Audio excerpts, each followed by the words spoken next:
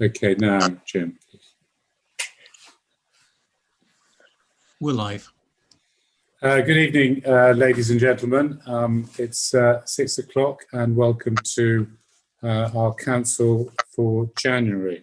As the meeting's being recorded, as you know, just click that button on your screens. If you could keep yourselves on mute until I ask you to speak, I'd be most grateful. Once again, James and I are going to be scouring our screens to make sure that everybody gets their fair speaking time. And so if you could, as usual, click the button on participants to be noted to us.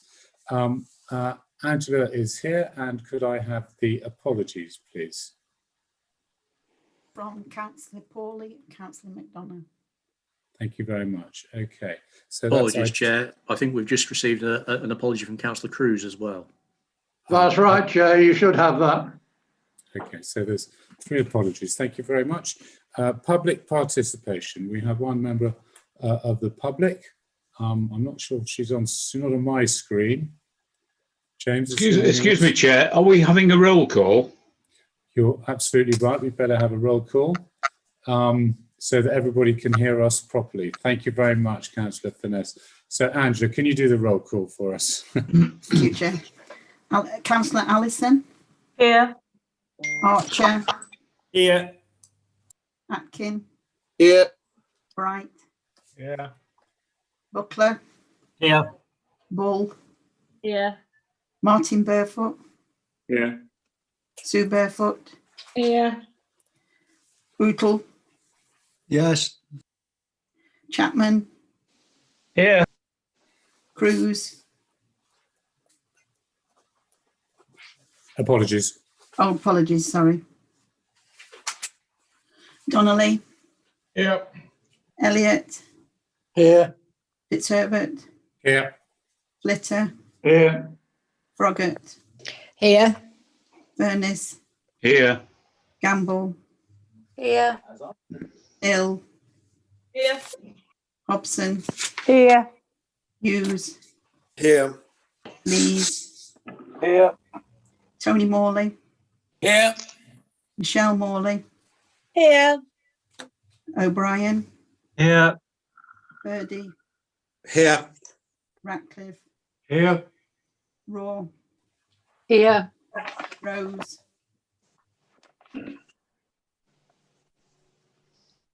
Councillor Rose. I've seen him. I have. We'll tick him. Councillor Salt. Here. Shirley. Here. Slack. Here. Statham. Here. Sutton. Here. Swindle. Here. Wayne. Present. And Wakeman. Here. And that's Okay. it. Thank you very much. By the way, Neil is Neil Buttle, by the way, just for the rest. It's Buttle. I think that's right, Neil, isn't it? Buttle. Sorry. Okay, don't worry. Thought we had a new councillor. Right, public participation. I gather, if everyone could go on to mute, please. I gather Wendy Buller is not. You can see the question she has posed about Derbyshire Dale's climate hub, and that is her particular question that I think you've all been notified about by email, and that's her particular position. So I don't believe, James, she's here, is she? No, I believe she's not present, Chair. Right, okay, so we can take her participation in the item at item 9, the notice of motion. Okay, thank you very much. We'll now move on. Yeah, excuse me, I have a response. You've got a response, Councillor Purdy. Thank you. Yeah, thank you, Chair. Thank you, Wendy, for your question. The issue of the CE bill is the subject of a motion to be debated later on this agenda. I can't preempt the outcome of that debate, but it will be interesting to hear the views of members on this matter. You can be assured that I will make representation to Sarah Dines MP on this matter. Thank you, Chair. Thank you very much. Item 3, interest. Neither James or I have been notified of anything. Sorry, Chair. Yes, I have an All right. interest. Councillor O'Brien. Sorry, I meant to notify in advance. On item 15, I have a non-pecuniary interest in that, as I have a relative who benefits from CTS. Okay. So noted. And item 4 is the approval of the minutes of the previous meetings. I so move. Does that find a seconder? Second, Chair. Thank you, Councillor Atkin. All those in favour, I think we can have a show of hands on that. Okay, I think that's unanimous. So that's on item 4. Then if we move on now to item 5, leaders' announcements. So that's Councillor Purdy, please. No abstention, Yeah. Chair. Yeah, on that one. I beg your pardon. No Oh, I beg your pardon. Councillor Gamble, I'm saying. Okay, if you could note that, please, Angela. Everybody else was positive. Thank you. Councillor Purdy, item 5. Thank you, Chair. Well, Happy New Year, everyone. I'm sure we will be glad to see the back of 2020. I know that I will. However, we are, of course, living in unprecedented times, and we still have enormous challenges in front of this year as a result of the widespread of COVID-19, accelerated by a new variant, but worse, spread by far too many people ignoring sensible NHS and government guidance on social distancing measures. I'm sure, like me, your thoughts and prayers go to the NHS staff, ambulance staff, care staff, and other frontline key workers. And at times one wonders if and how we could help and assist in some way. In this regard, I arranged for the Chief Executive to send a letter of thanks to our Derbyshire hospitals, who no doubt have many of our Derbyshire Dales residents as patients and who will have suffered the sad loss of loved ones. I appreciate the group leaders signing up to the letter, and I'm sure you will join me in offering our condolences to those that have suffered loss at this awful time. I felt in the circumstances was the letter of appreciation was the least we could do. We've received a nice response to that letter from Dr. Penelope Blackwell of Annesbrook Medical Centre, Wirksworth, who is leading the COVID vaccination rollout in the south area of Derbyshire Dales. On the local engagement board meeting on Friday, 15th of January, Derbyshire leaders passed on to Dr. Chris Clayton at DDCCG that we stand by ready to help and assist the NHS in whatever way we can. Witnessing the harrowing scenes in our hospital on the news each evening and last night at Royal Derby hospitals leaves one feeling frustrated with thoughts of what more can be done to help. The vaccination programme is very much on target and a tremendous job has been done by all concerned. As a consequence of no less than 9 separate government business support grants rolled out recently by government, the Chief Executive has found it necessary to pull in staff from other departments to deal with the huge surge in applications. It is a rigid bureaucratic process and takes time to deliver. I have to appeal therefore to members to be mindful of this fact and that pressure in certain departments is extremely high. And as a result, you may have to wait and be patient with some matters that need assistance. This has been exacerbated by a number of staff testing positive for COVID-19, and this includes our support staff like Serco and the inevitable knock-on effect by staff having to self-isolate. Our thoughts and get well messages go to all affected staff, and we hope you get better soon. Our thoughts are with Councillor Salt and his family who have been affected by COVID-19. I'm sure members will also join with me in wishing Councillor Joyce Pawley the very best of luck and good wishes for our operation, which unfortunately was cancelled today. So best wishes, Joyce. With regard to the flooding in the area, I spoke with Councillor Simon Spencer, Cabinet Member for Highways, at about 5 p.m. last evening in order to get a handle on the situation.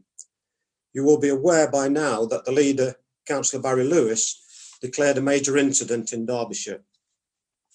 Today, Councillor Lewis has announced the setting up of a £100,000 fund to help businesses and people affected by the floods.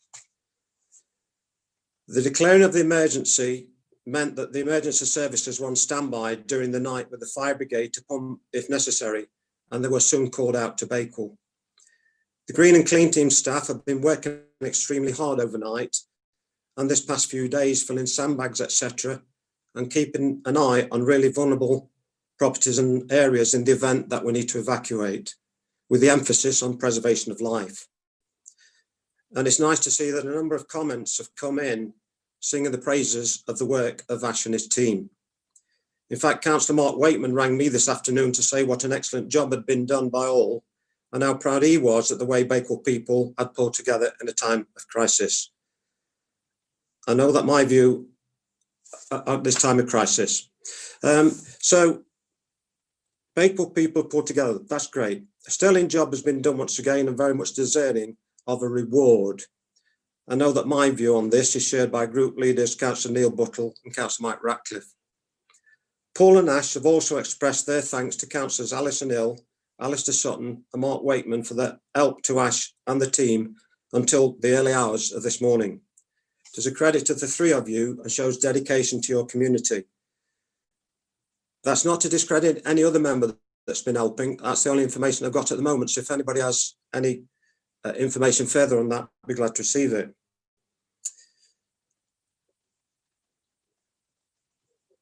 And finally, an important announcement to members. I can report that with the blessing of my group, that I have formed an alliance between the Conservative group and independent members, Councillor Graham Elliott and Richard Bright, have agreed to join with us to form a new group.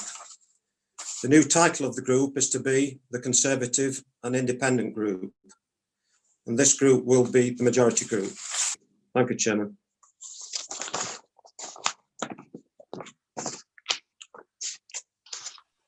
Thank you very much, Councillor Purdy. I've just been reminded, I'd just like Councillor Rowe just to confirm he is present.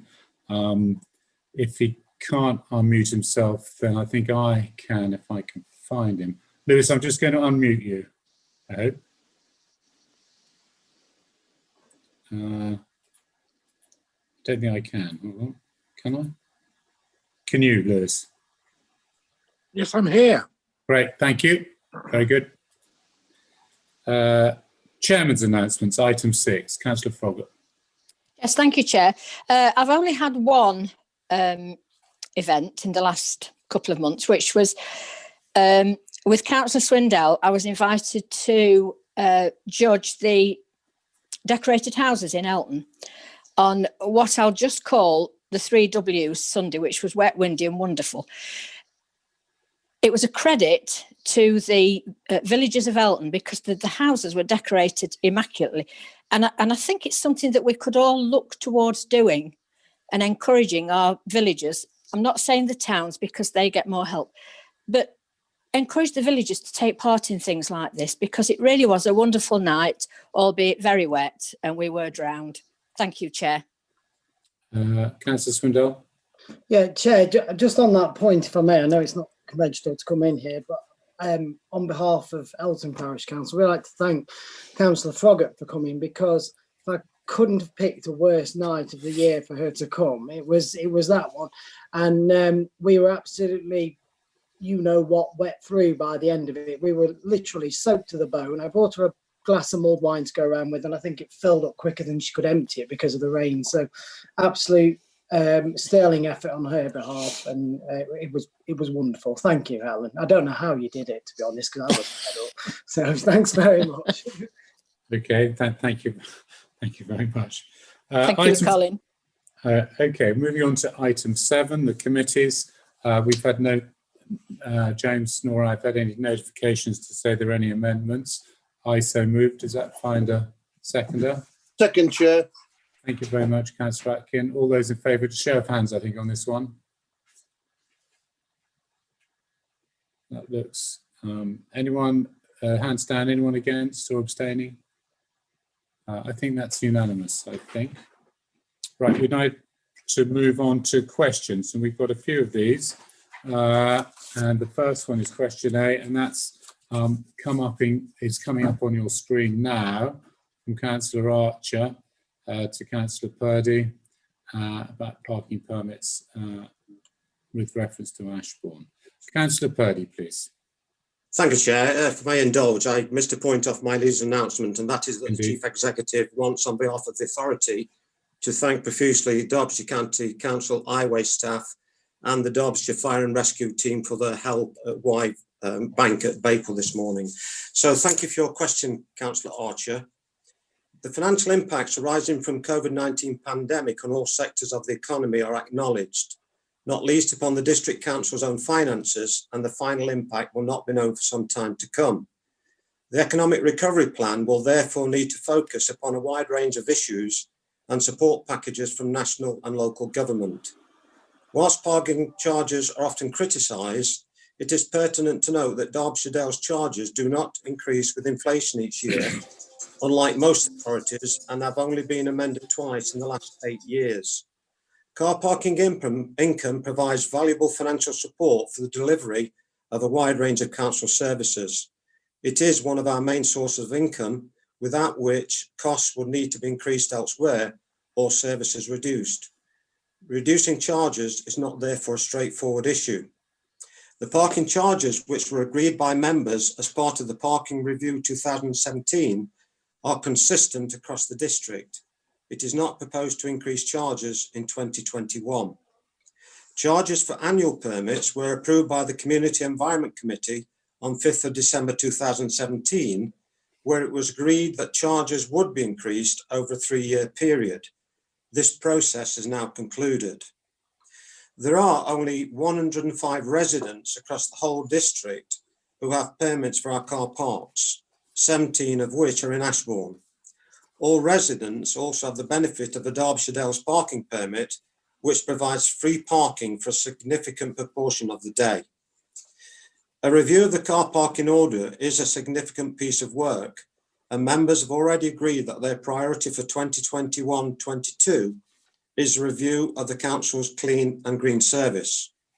There is insufficient strategic capacity to undertake a second major review in 2021-22. However, we will look to do whatever we possibly can to support our high streets as part of our own economic recovery plan. Thank you, Chair. Councillor Archer, you have the right to supplementary.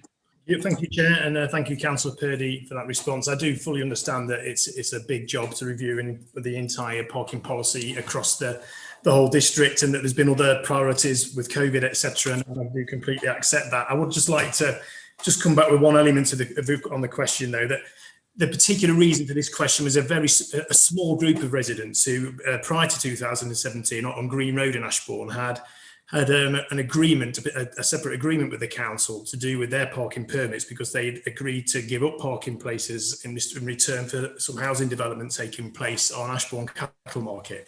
And the particular issue for this small group of residents is that the change to the parking permit across the whole district didn't consult with them, even though they had a different agreement with the council in terms of their own parking arrangements. And I think it would have been prudent and right for us as a council to consult with them about their particular circumstance, because it was different to everybody else's, and yet there doesn't appear to have been any consultation. So although I do appreciate it's not possible in the short term to review the entire parking policy across the district, could we please look with some urgency at this particular case with just a small number of residents in Ashbourne who have had a very excessive increase in their parking charge because they had this prior agreement before the blanket charges were brought in. So I'd just like to ask if we could at least find the time and resources to look properly into that issue, please. Thank you. Obviously, I can't give an answer to that at the moment, Councillor Archer, but what I would say, if you give me details by email, please, and I'll promise to take it up with the appropriate officers. Thank you very much, Councillor. Thank you. Okay. Moving on. Okay, we've got two from Councillor Swindell. So the first one's about, it's coming up on your screen now for those of you.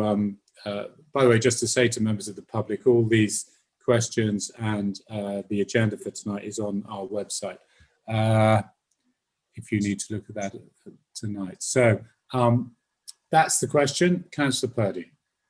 Thank you, Chair. Thank you for your question, Councillor Swindell. Officers are aware of this. The situation is that the outline planning permission covers everything except the landscaping on the individual phases. The applicants need to submit details of the landscaping alongside discharging the conditions on the outline permission for each phase. We know that some conditions on the outline permission remain to be discharged, although submissions have been made by the applicants.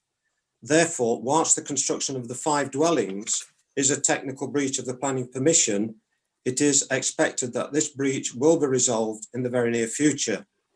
In the interim, all the risk is with the developers, as council officers have inspected the site in the company of ecologists and are satisfied that no harm has resulted from the works undertaken to date. Thank you, Chair. And your supplementary. Thank you, Chair.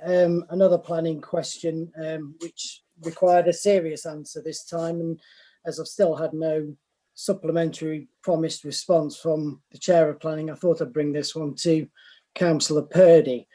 There is a concern that the developers are using the veil of COVID to disregard conditions, which appears to be happening in this case, as Councillor Purdy has stated.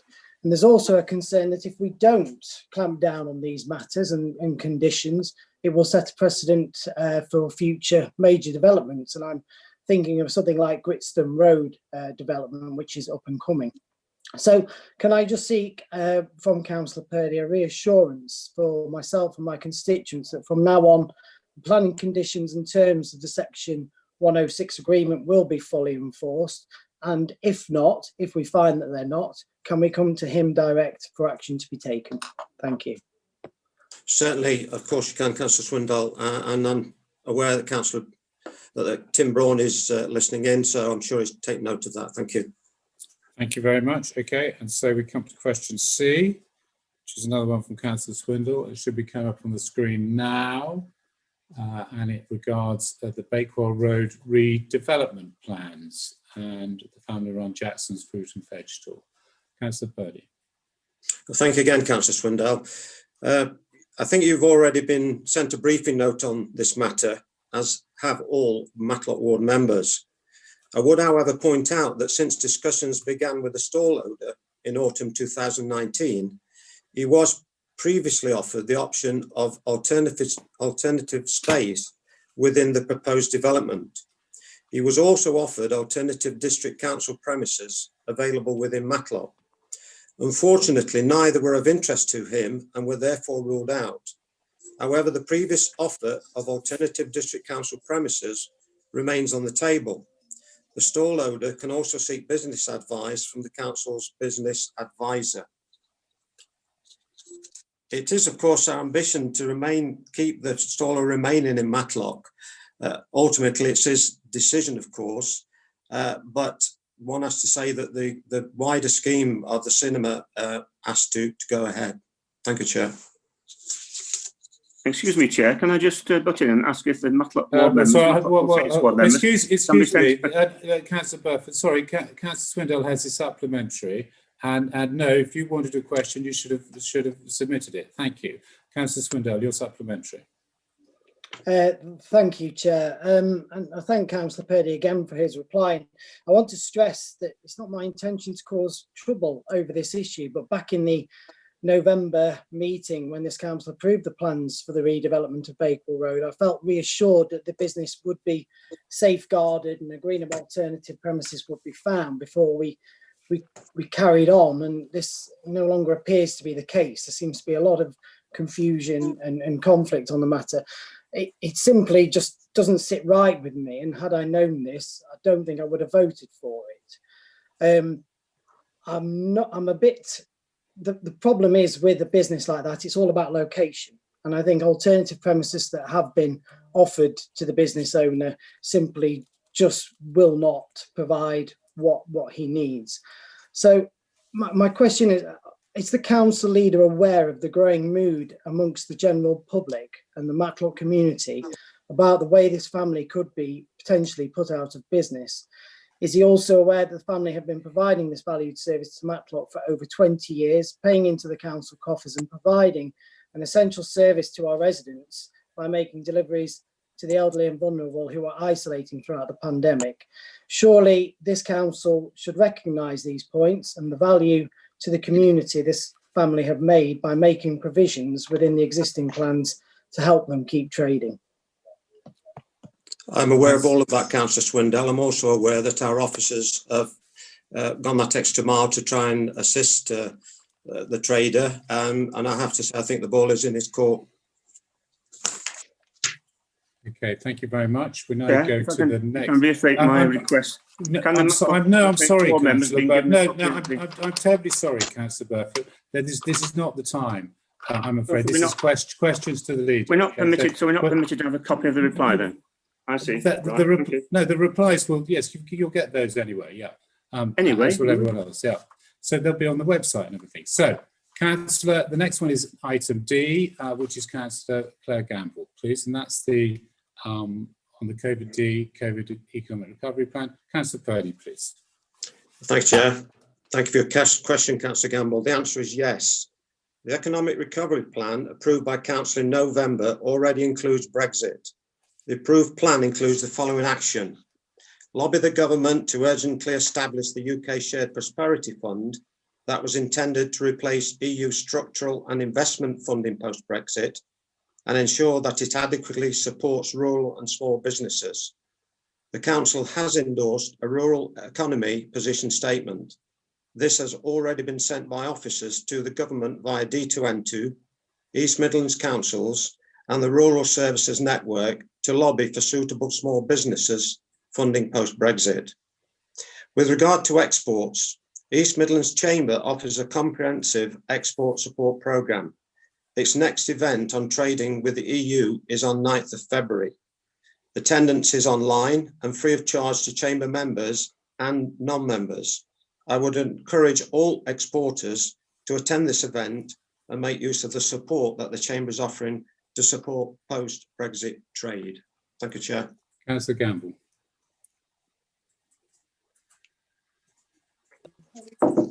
Thank you, Councillor Purdy. Well, could you be able to give me a written response to that as well, so I can got all the things that are going through, so I've got a list of the things. And Certainly. then, thank you. And then, really, can I ask, really personally, do you feel a personal responsibility for the comments made by the leader of your party that businesses, if they fail in exports, are to blame? Is because their inability to complete complex paperwork that they were not given any pre-warning with when they were promised frictionless trade? I'm not going to respond on personal matters. I'm not my brother's keeper. Right. Okay. Thank you very No much. responsibility for your leader. Okay. By the way, for everyone, just for the public's clarity and everything, all these responses will be in the minutes on the website. So item number E is another one from Councillor Gamble, and Councillor Purdy is going to respond. Thank you, Chair. My specific concern relates to the overall balance of the Planning Committee and its membership to enable us to determine applications of all varieties that are submitted. The Council has agreed a local plan, which has been endorsed by the Planning Inspector, that sets out the proposed areas for development during the period covered by the plan. As leader of the Council, the delivery of the local plan is a priority, and failure to deliver all sites allocated in the local plan should be a concern for all members if we are to prevent development taking place indiscriminately across our district. Thank you, Chair. Okay, Councillor Gamble. Thank you, Councillor Purdy. That's a slightly different way maybe to what it sort of sounded like in the thing. And I really did feel that it was being discussed how the planning committee could be made up to make sure that Gritston Road goes through. And I wondered if you think that's an appropriate thing to be discussing before that application goes through. And I just wanted your comment, please, really, on whether the fact that you actually trying to organise a planning committee to make that go through, does that mean that your group has predetermined that in that application? Absolutely not. I've been on planning since 2007, and I'm confident that all members of the planning committee go into that meeting with an open mind. Okay, thank you. Thank you very much. So that was question E. Question F is again for Councillor Gamble. I've lost you now. But it was Councillor Purdy to answer first, please, of course. Number F. Thank you, Chair. I do not think there is any risk of challenge to the decisions of the council presently, and nor do I believe there is reputational harm arising from the political balance of the council. On 26th of November, we were recommended to agree a suspension of political balance, which would have enabled a fair distribution of seats amongst political groups and the non-aligned councillors. I recall that you and 2 other members voted against that to create the perception you have a risk of challenge and reputational damage. The recommended action, supported by the 4 political group leaders, fell because of game playing at a time when the council needs strong leadership to respond to the challenges of the pandemic. That created more harm and risk than anything else. Okay, so Councillor Campbell, your supplementary. Right, okay. You don't think that, so a minority government sort of party limping along it was a strong move, was it? And you talk about us and our intransigence. Could you not have actually approached other groups and tried to work with them rather than working against them? And my question was actually not about political balance and the leadership do political balance. It was constitutional authority. And as we know from the statement made by the monitoring officer, there is no constitutional authority for your position. I think that was a statement, not a question, Chair. Okay, thank you very much. Thank you, Councillor Gamble. Now we go to question G. Councillor O'Brien, please. And so there's the question up on the screen now. And 2 parts to this question. Councillor Purdy. Thank you.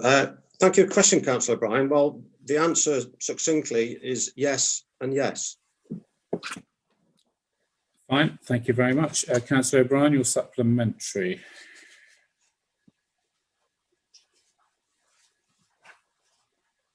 Councillor O'Brien, are you on mute? I can't actually see you.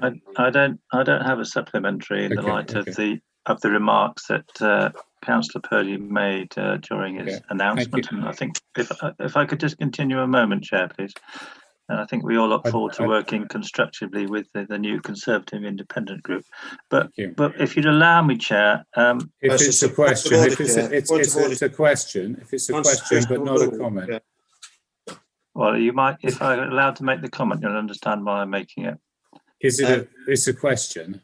If this is questions, you're allowed a supplementary question. You can choose how to phrase it. I would like to make a comment relating to Joyce Pawley. I beg your pardon. Okay, now's the time. I very much appreciated the comments made by the leader during his announcement and his reference to Councillor Pawley. What he didn't do was to talk about the reasons behind Councillor Pawley's cancellation of her operation today. She made a public post on her Matters Facebook page today. If members have not read that post, I would urge all of you to do so. Okay. It isn't about Joyce herself, our colleague and friend. It's about the reasons behind the cancellation of her operation. And I think if you read that, it really puts into perspective the council meeting today. Okay, thank you. Well, for your information, Councillor O'Brien, I did have chats this morning with James to see if tonight should actually take place. But anyway, with all the other things that's going on altogether, all the myriad of things going on in our area. Question H is now up on the screen. Again, Councillor O'Brien. Councillor Purdy, please. Again, thank you for your question, Councillor O'Brien. And if there's any matter you want to pick up with me, you know my phone number. In response to question 1, the high proportion of unsuccessful applications is explained by several factors, including 1, applicants not meeting the eligibility criteria set by government for the mandatory main scheme. Applicants not meeting the eligibility criteria for the discretionary scheme, which was approved by council.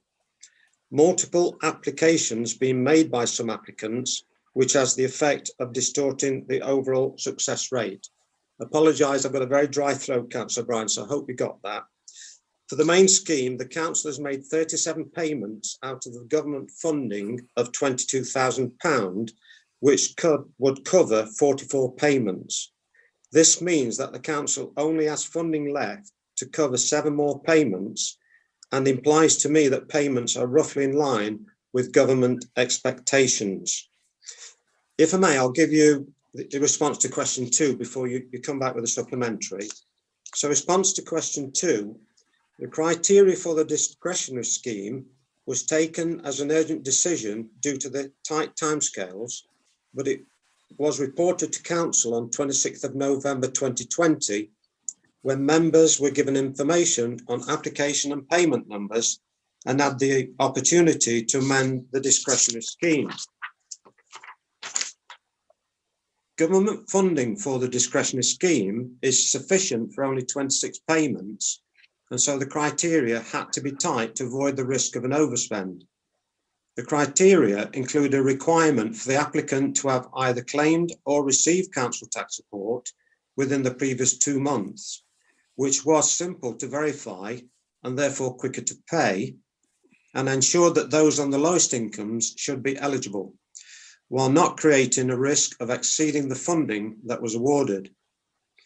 I would not support a change to the discretionary scheme, as at this stage, on the grounds of fairness, this would require the small and very busy benefits team to revisit all unsuccessful applications made to date, which is over 270, to see if they meet the new criteria, and they do not have capacity to do so at this current time. Thank you, Chair. Councillor O'Brien. Yes, if I could come back on that, Chair, with a question. I don't want to make this a political issue, because I think this is a human and a health issue rather than a political issue. But the fact is that there are well over 2,000 positive cases of coronavirus in the district, and I don't know how many thousands of residents as a consequence have been asked to requested to self-isolate. And however you explain the statistics, the fact remains that the council since the end of September 2020 has only made 1 discretionary payment. This is the lowest payment of any council in the entire country. Now, the discretionary scheme is to be extended from the beginning of February, and the advice from the government on the way in which discretionary eligibility has changed. Notwithstanding your answer just now, do you agree with me, and I suspect with many other colleagues, that given that the scheme has been extended and the advice from the government has changed in the way it emphasises the way in which eligibility is assessed, that officers and members should urgently reconsider the local qualifying criteria? Okay, Councillor Purdy. I'm sorry, no, I do not. Okay, right, thank you very much. That brings questions to an end, thank you. And we move on to item 9, which is the proposal of a motion that, I don't know if it's coming up on the screen, Jim, but it's about the climate change emergency strategy. And I'd like to get Councillor Chapman to introduce and present his motion. Councillor Chapman. Thank you, Chair. This is fairly self-explanatory, but I would just like to reiterate a couple of points. First of all, credit to Wendy Buller and her group for bringing this to the council's attention, and I hope that we can respond in a positive way to this. The Climate and Ecological Emergency Bill was tabled in an early day motion on the 2nd of September 2020, and it's calling on this government to ensure that it plays a fair and proper part in reducing the potential climate temperature increase to 1.5 degrees centigrade. And that's by taking account of the UK's whole carbon footprint, and that includes consumption of products which are made abroad for use in the United Kingdom. It's to ensure that we actively improve the natural world by protecting and restoring the UK's ecosystems, and I purposely don't use the word sustain, because sustain means maintaining the normal. I would like to see that being described as enhancing and improving, and also ending the damage to the natural world by this supply chain effects. This bill calls on the government to support the bill, we call on the government to support the bill and increase the ambition of the UK's climate legislation and demonstrate real climate leadership ahead of COP26 in Glasgow in September. This bill has the potential to become the most significant move forward since the Climate Change Act of 2008.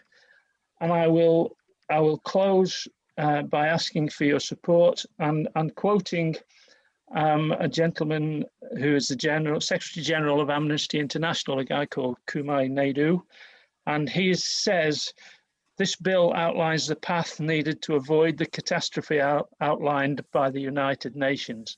It is far-sighted, aiming to protect those at risk now and in the future." Thank you, Chair. Okay, and I think Councillor Buttle's going to second that. Neil? Hang on. I've disappeared.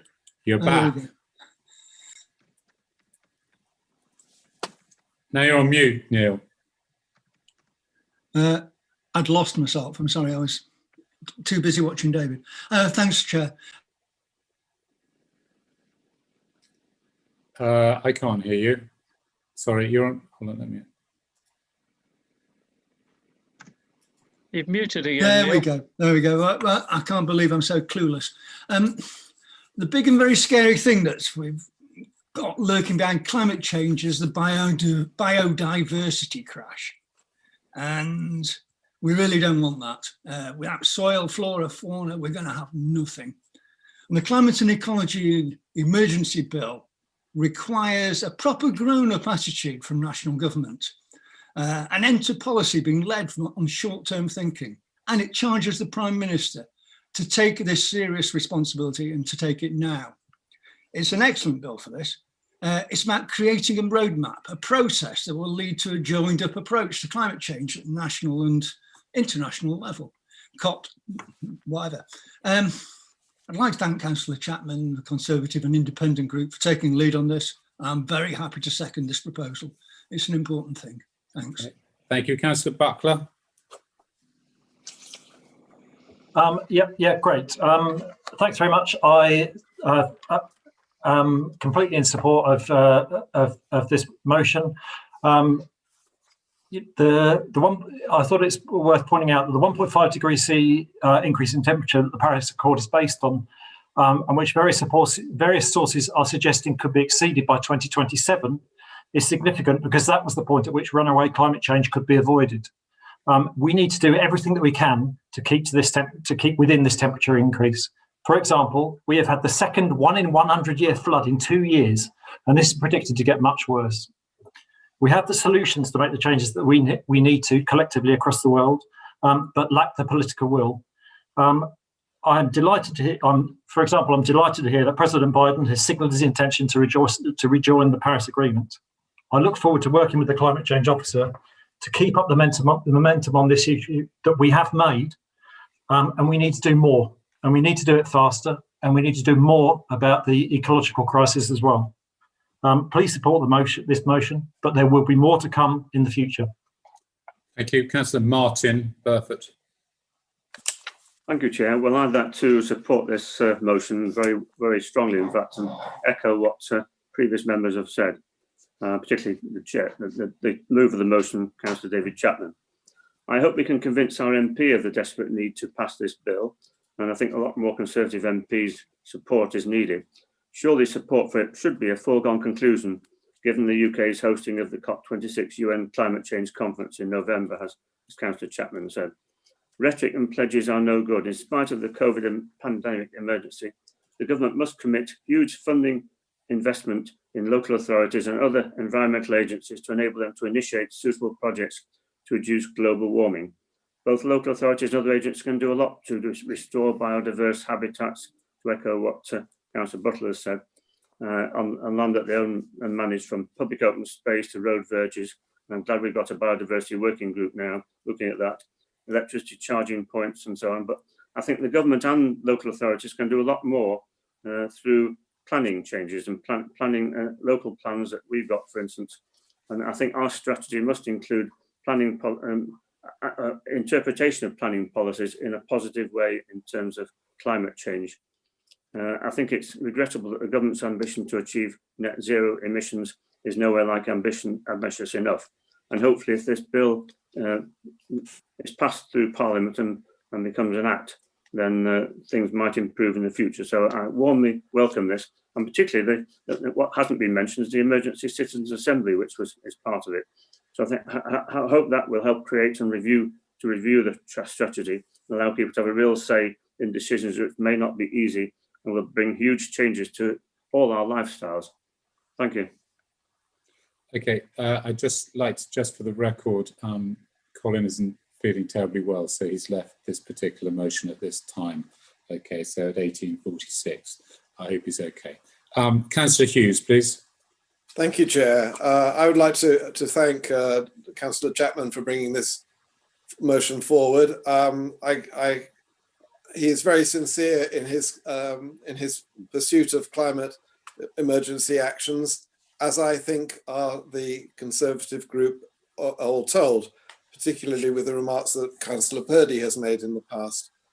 I am more concerned about the national government's commitment to action on climate change, particularly with the announcement over the Drax gas-powered power station that, in fact, is likely to go ahead, and when the national government overrode the local planning committee and the planning inspectorate. Therefore, I am not sure that this being a private member's bill, it will get the time in the House to move to become an act. I would therefore ask Councillor Chapman and Councillor Purdy and the Conservative group, Conservative and Independent group more generally, to work with our MP Sarah Dines to ensure that she supports the bill and that she works to make sure that the bill becomes an act. I would be grateful if Councillor Chapman or Councillor Purdy could come back on that. Thank you very much. Councillor Slack, please. Thank you, Chair. I fully support the 6 points of this motion, and the Citizens' Assembly, which will be independent, is a great way forward. I'm so pleased that Joe Biden has been elected in the United States, and the United States will be rejoining the Paris Peace Accord. We now need to go forward and unite the world on this. As we see every day evidence of climate change, with the polar caps breaking away, record temperatures, the North Pole with the highest temperatures in wintertime. It's very despairing as we look out over the world now. In fact, flooding in this country now, it's very, very despairing, Chair. And we do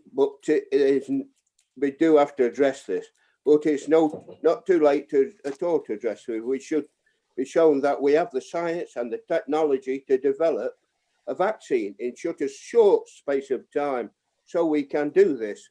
And by supporting this motion, we are showing the way forward. So I ask everyone tonight to give it full support to this and send a strong message to the government that we are fully supportive of this motion. Thank you, Chair. Councillor Allison. unmute, I think. Yeah, thank you, Chair. I'd just like to say I'm fully in support of this motion that's come to the Council that Councillor Chapman has brought forward for us to debate. I just wanted to point out, though, that and following on from what Councillor Hughes said, this is a private member's bill. It needs to be given the time to be debated in the House, and I just would strongly request that our Conservative and Independent group lobby our MP to make sure that that happens and that it gets her support in the House of Commons too. Just to go back to the 2008 Climate Change Act, that actually took 3 years to become law. I don't think we have 3 years to get this legislation approved. So I'd just like to make sure that this is an emergency bill. Thank you. Okay, thank you very much. I've got nobody else on my sheet apart from Councillor Chapman to wrap up, and then we'll go to the vote. Thank you, Chair. Yeah, in response to the concerns shown by members, yes, we will wholeheartedly and strongly be making our feelings known to Sarah Dines, and I will also, in my role with the Peak Park and the Moors for the Future, I do meet quite a number of MPs involved with that partnership, and I will use every opportunity I have to make them know what our feelings are and how important it is that they give their support to this bill. Okay, thank you very much. We'll now go to the vote. Angela, to vote for or against this motion by, there it is up on the screen now, so I'll ask Angela for the vote. Thank you, Chair. Councillor Allison? For. Councillor Archer? For. Atkin? For. Bright? For. Buckle? For. Bull? For. Martin Burfoot, sorry. For. Sue Burfoot? For. Bootle? Buttle, sorry. Buttle. Think of butter, Buttle. think of butter. Thank you. For. Chapman? For. Cruz? Absent. Donnelly? For. Elliott? For. Herbert? For. Litter? So, could you speak up a bit? Was that Flitter? Litter, yes, sorry. For. Froggatt? For. Furness? For. Gamble? For. Hill? For. Hobson? For. Hughes? For. Lees? For. Tony Morley? For. Michelle Morley? For. O'Brien? For. Hawley? Oh, sorry. Purdy? For. Ratcliffe? For. Raw? For. Rose? Councillor Rose? For. Salt? For. Shirley? For. Slack? For. Statham? For. Sutton? For. Swindle? I can't vote, Chair. I left them the. You left the debate for quite meeting some time. temporarily. Yeah. Hope you're okay. All right. Yeah, I'm fine. Wayne? For. Wakeman?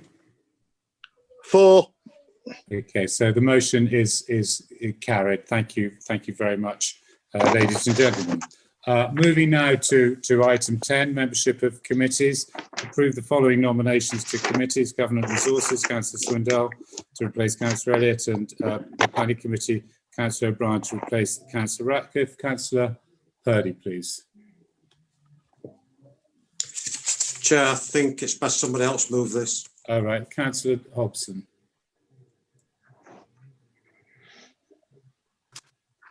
Well, maybe Councillor Morley would like to. Tony Morley. I'll move it, Chair. Oh, Councillor Swindell and Councillor Bull. Yeah. I'm happy to move it, Chair. Thank you very much. We've got that. Thank you. It was a real fight between Graham and I. Happy to second that, Chair. Okay. All right. I think we've got everyone. I think this is. Can we show of hands if everyone's in approval, please?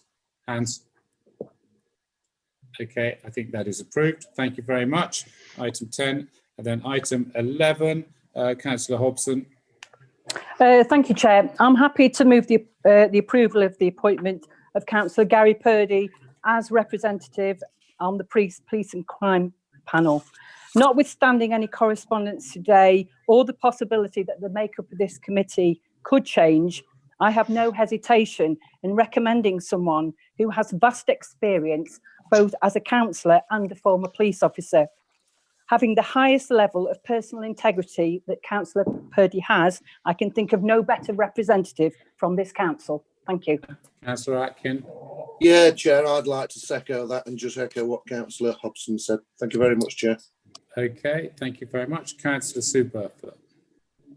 Thank you, Chair. I just wanted to say that in the interests of democracy, can someone explain to me why all other parties have not been asked for nominations for this post? I'll just ask James to clarify that. Thank you, Chair. So the Derbyshire Police and Crime Panel is a joint committee across all the authorities in the police force area, the County of Derbyshire, and the political balance for the Police and Crime Panel is calculated on the basis of the total membership of councillors across the county. So the County Council have advised that the nomination required from this council is for a Conservative member because of the overall number proportionally across the county. So it isn't we don't have discretion to appoint a member from another group. We've been told by the county we are required to appoint a Conservative group member. Thank you. Councillor Buff, you happy with that? I've got Councillor Hughes next. Thank you, Chair. My question follows on from that.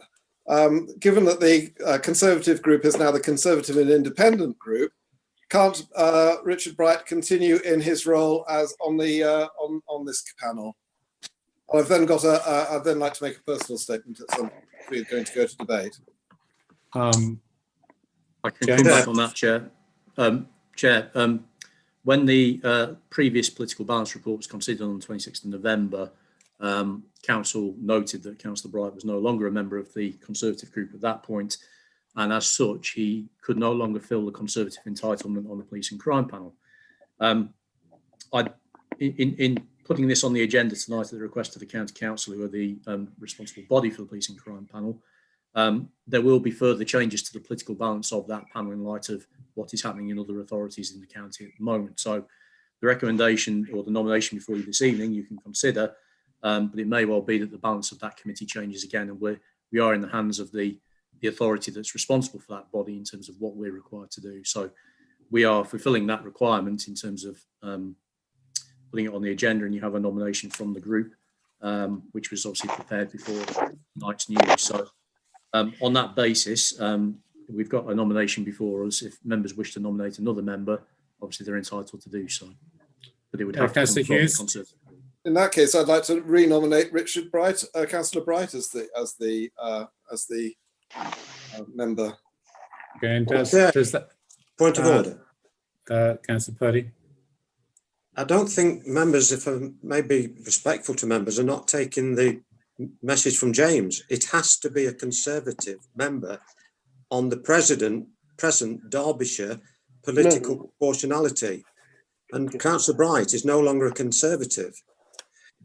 And as James has explained, because of a change of leadership in the south of the county, there may well be my position being negated by a different political proportionality and someone else having to be nominated from another party.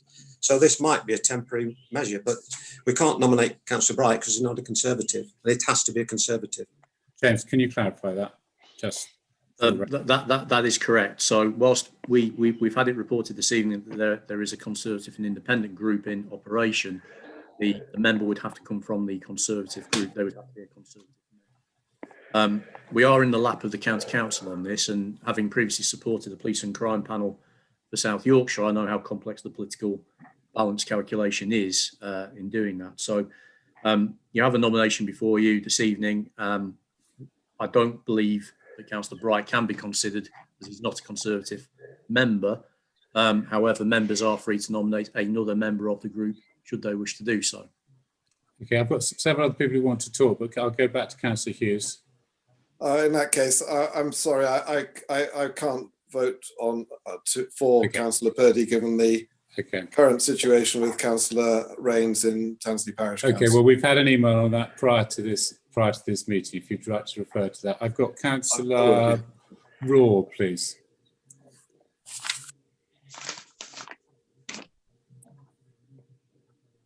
Are you on mute?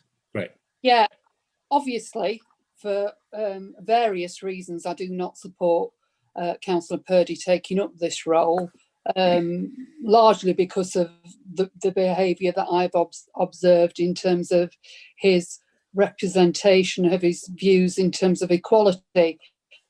I think it would be beneficial for us to have a woman. I think Sue Bull would make an excellent representative. I think it would be more forward thinking to have a woman on the group. So I would like to nominate Sue Bull to represent the council. Thank you. Right, James. Before we ask for a seconder, does Councillor Bull have to accede to that and give her consent? Yeah, so I've got some experience of this type of situation as well in relation to a police and crime panel in a former life as well, Chair. If the member nominated doesn't accept the nomination, then I would recommend that it can't be considered because it's a pointless exercise. The member would stand down almost immediately if they didn't wish to be a member of it. So, you know, you would need to check with Councillor Bull whether she was prepared to accept the nomination, Chair. Well, shall we go to Councillor Bull now? Councillor Bull, I've lost you. Thank you, Chair. I don't think it's prudent for me to accept this position at the moment. Thank you. I appreciate your thoughts and the likes. I've got no experience upon police and crime, whereas I do know that Councillor Purdy has, and I do know that Councillor Richard Bright was involved quite heavily beforehand. So I'd like to say thank you, but I'm going to decline the offer. Thank you. Okay, thank you. So I now go to Councillor Gamble. Councillor Gamble, are you frozen?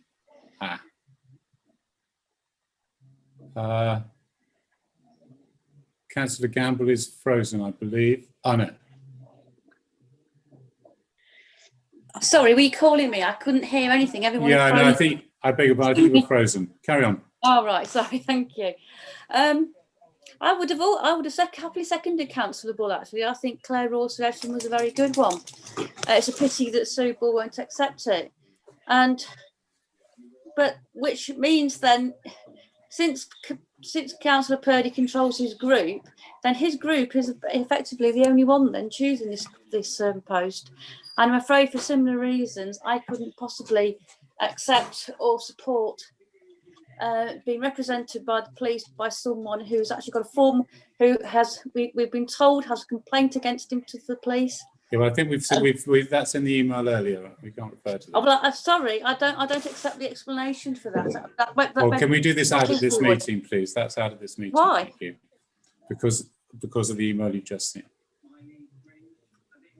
No, well, we were sent an email with some things. Point of order, Chair. Surely we're voting on the ability for Councillor Purdy We'll come to the vote. We're going to come to the vote in a minute, Councillor. You know, we need to be able to share relevant information. Right. Okay. Well, I think we've done that now. So I've got. Well, Councillor Gamble, have you finished? No, I haven't finished actually. Right, okay. Sorry. Even that, I mean, the fact that this, whatever this is about, he calls it a private matter, yet he devoted 10 to 15 minutes of council time talking about it. So I think the idea that this is a private matter is absolutely nonsense. And what is shown is that he's willing to use any position he's got to pursue a personal issue that he has with someone, and I don't think he should be given yet another position to try and pursue Thank you. Okay, can I just ask James for some clarification?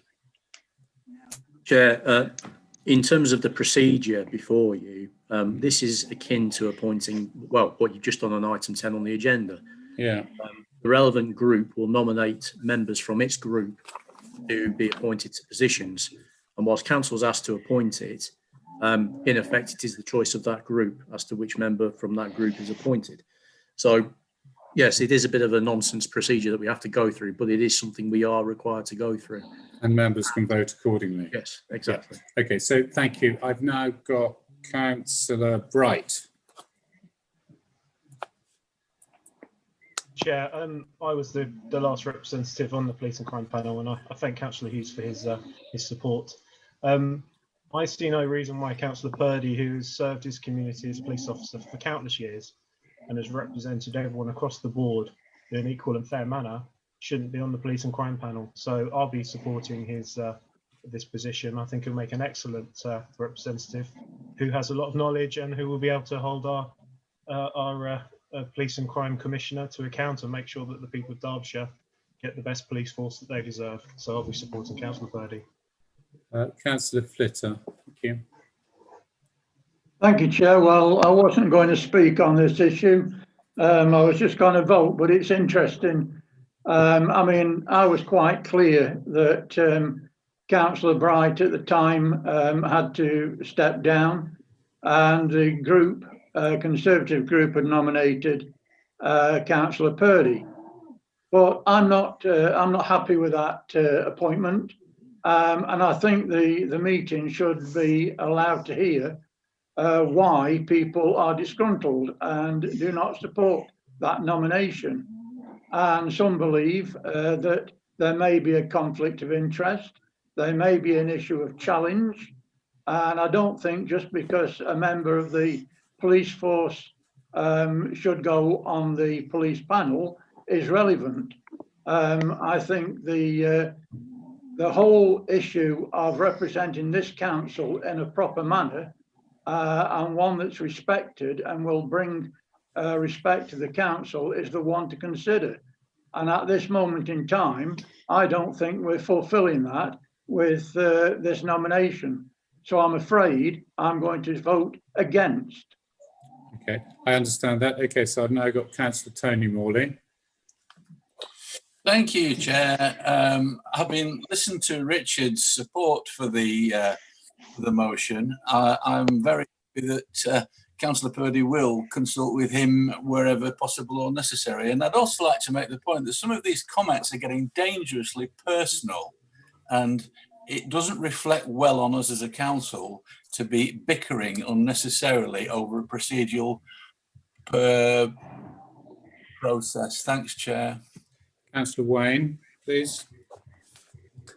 Thank you, Chair.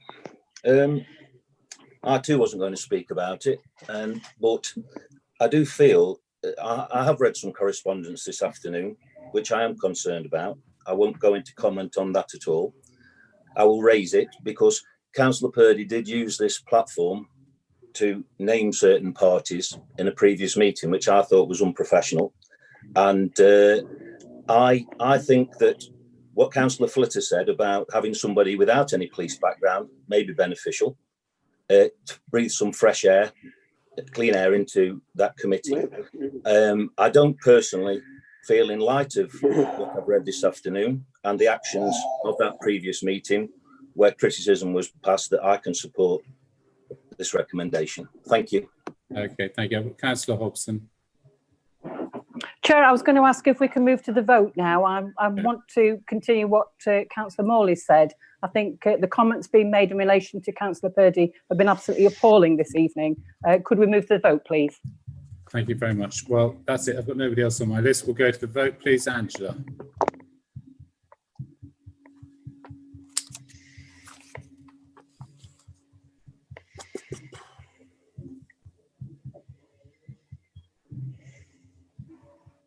Angela. Councillor Allison. Against. Archer. Against. Atkins. For. Bright. For. Buckler. Abstain. Ball. For. Burfoot. Martin Burfoot. Against. Sue Burfoot. Against. Buttle. Abstain. Chapman. For. Cruz. Absent. Right, sorry. Donnelly. For. Elliott. For. Fitzherbert. For. Flitter. Against.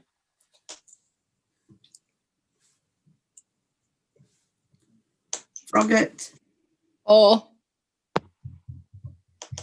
Furness. For. Gamble. Totally against. Can we, I'm sorry, we have for or against, please, or else we start the vote again. That is the last time I have this in my committee.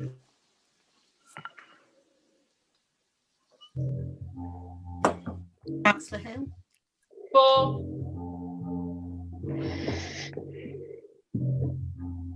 Hobson. For. Hughes. Against. Lees. For. Tony Morley. For. Michelle Morley. For. O'Brien. Abstain.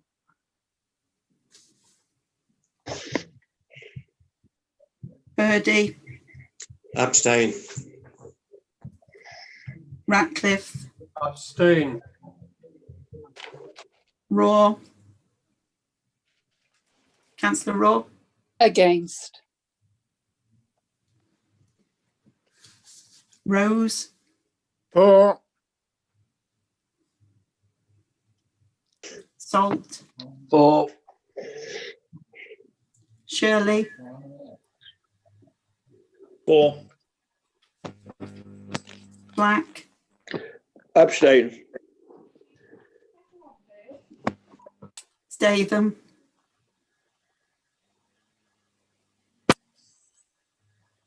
Councillor Statham. Sorry, for. Sutton. For. Wayne. Against.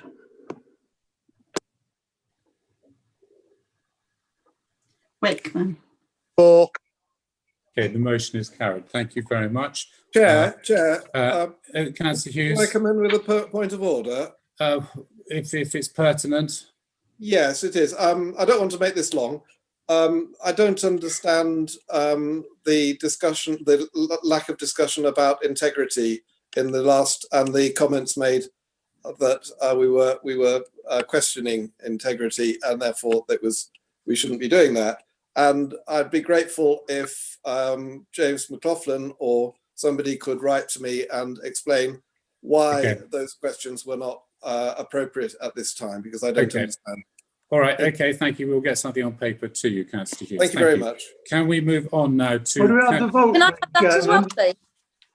Yes. We'd like the everyone. vote, Chairman, please. Oh, right, okay. So according to my calculations, it was 20 votes for, 9 votes against, and abstentions 1, 2, 3, 4, 5, 6. Is that correct? So Yeah, it's I believe 29 as 10, sorry, and then Sorry, 6. 10 and 6. Yeah. Okay, thank you. Right, that was item, where's my papers now? Number 12, future telecommunications. We've got Caroline Leatherday and Ian Brailsford. So Caroline, please. Thank you, Chair.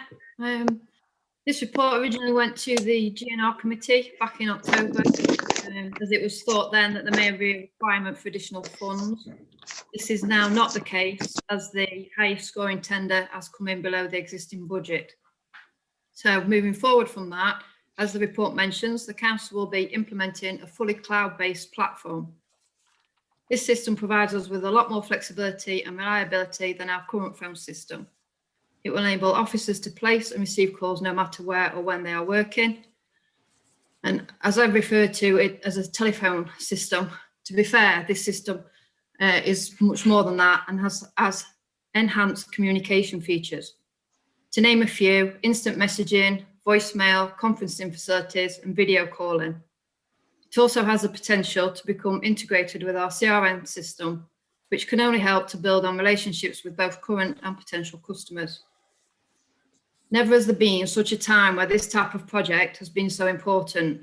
It is key in supporting home working and helping to facilitate business continuity to our services in times of emergency. To advise, since the writing of this report, the proof of concept has been successful and has been approved by our ICT team. However, in order to facilitate this platform, it may be necessary to undertake an ICT project for network switch replacement earlier than planned. This project has already been identified within the capital programme for 21-22, but may need to be implemented sooner. I therefore ask for approval for the early release of funds for the capital programme should this be required. The report is also asking for approval to delay the original implementation date.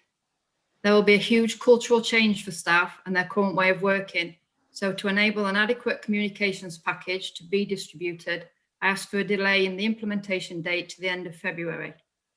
And could I just ask for it to be noted, please, the thanks to go to my colleague Ian Brailsford, Craig Prothero from the ICT section and the project team, because without their help, we wouldn't have got this far.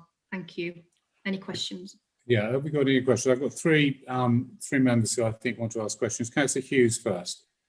Thank you. Rather just a remark that I thought this was excellent, and particularly the statement about the climate CO2 reduction that it may enable. So I'd like to thank the officers for an excellent report. Okay. Councillor Flitter. Yeah, thanks, Chair. I'm usually very sceptical over IT and over the high costs that are involved in provision of that. But I fully understand the pressures of remote working that we are under at the moment, and the pressures also on the present system, which leaves the council vulnerable. That cannot happen. But I am just concerned about the two technical issues relating to the downside of this, or the reasons why we should do it, and that's the compatibility of, and perhaps this is with the new switch that we need, but how compatible is our systems to take this on board? And the other matter is of cultural change. How serious is that as a concern for the council, and how real is that concern? Thank you, Chair. Yeah, if I take the second question with regards to cultural change, and then I'll hand over to Ian in relation to the technical aspect. The cultural change side of it is it's a completely different way of working to which the council are used to. Obviously, people will be accountable for their presence and where they are in order to be able to facilitate this type of platform. They're not used to this way of working, and we're in the past been behind in technology.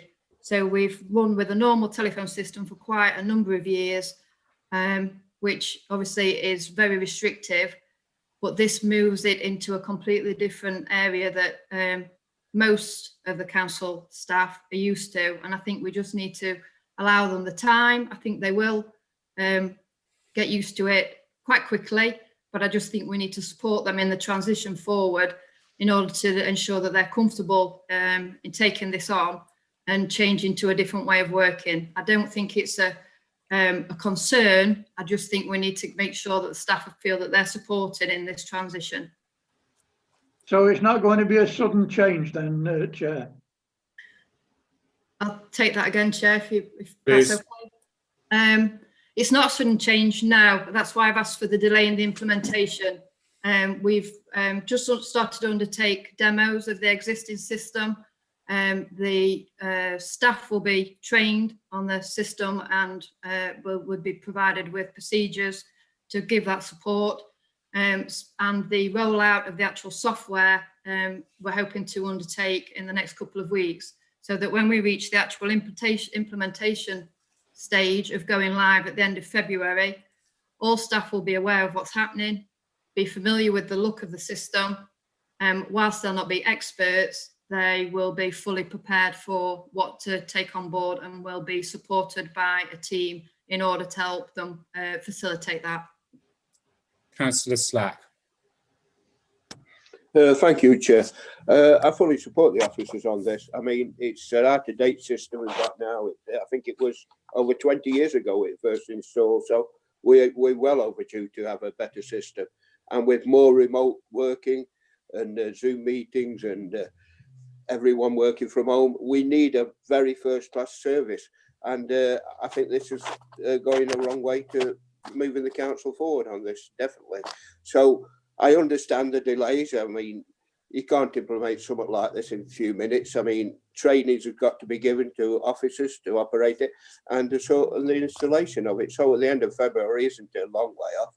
So I fully support the officers, and thank you very much for a good report. Thank you, Chair. Councillor Allison.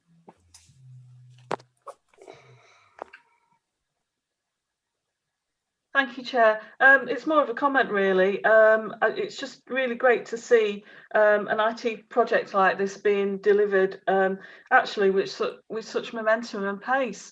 I know it's been delayed by about 4 weeks, but that's really no time at all. And I think it's just really all down to the can-do attitude of the officers involved. And it's a shame that this isn't replicated across other IT projects in the organisation. You know, there's one that has recently come up at GNR where there is just a total lack of clarity about the implementation and delivery of it. Thank you. Councillor Ratcliffe.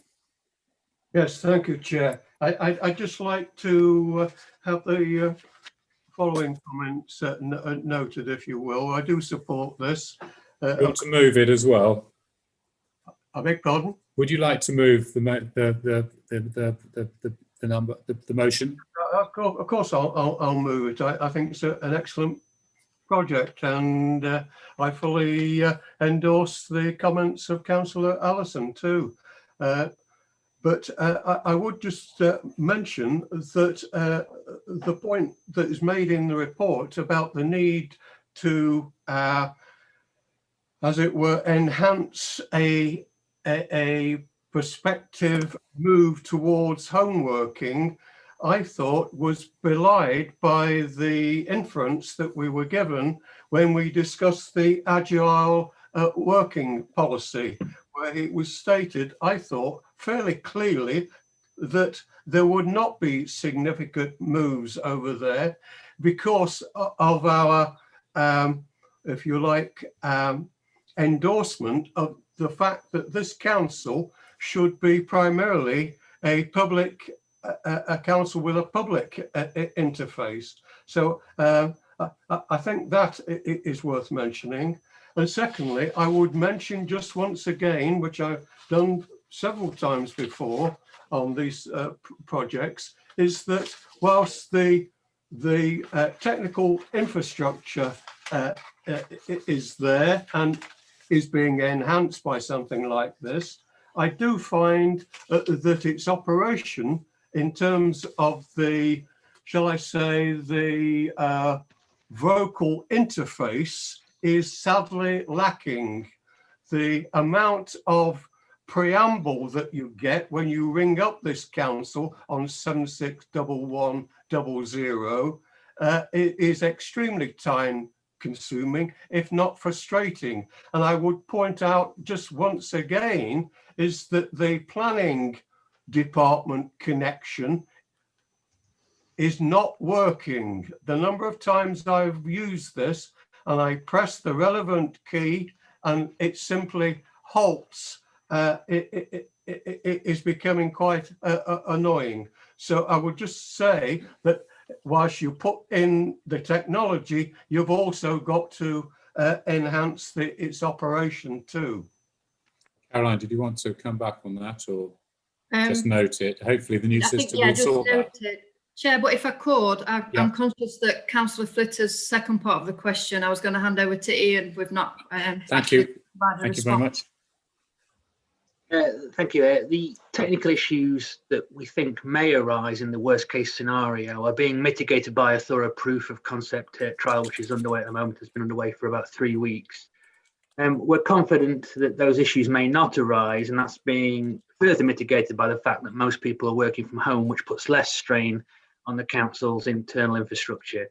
It really is a worst case scenario to have to draw down that capital programme funding for next year early, but we thought it better to be pre-warned and forearmed, as it were, than coming cap in hand at a later date. Thank you. Councillor Buckler. Thank you for that. I just wanted to say thank you very much to the people who wrote the report for sections 3.4 and 3.7, which are quite explicit about the environmental impact. It's great to see that actually written down. It would be fantastic to see that in most future reports, because in all the reports it says that it addresses climate change, and it's good to see that somebody has actually done it. Okay, Michelle Morley. Thank you, Chair. I was actually going to move this, but I'm happy to second it. Thank you. I'd just like to say that obviously there is some resistance to change. We're all creatures of habit, but I think we've all been forced into a situation now for a working pattern that we never could have imagined before. Thank you very much to Caroline and the team for an excellent report. I'm looking forward very much to having a system, an up-to-date system like this. And just to comment on Councillor, oh, I've forgotten his name. It was a comment regarding getting through to planning. There is always email, and there is always their own phone numbers if you have difficulty. Personally, I haven't had a problem. So, you know, I think we can always perhaps persevere if we need to. But thank you very much, Chair, and I'm happy to second this. Thank you. Councillor Battle.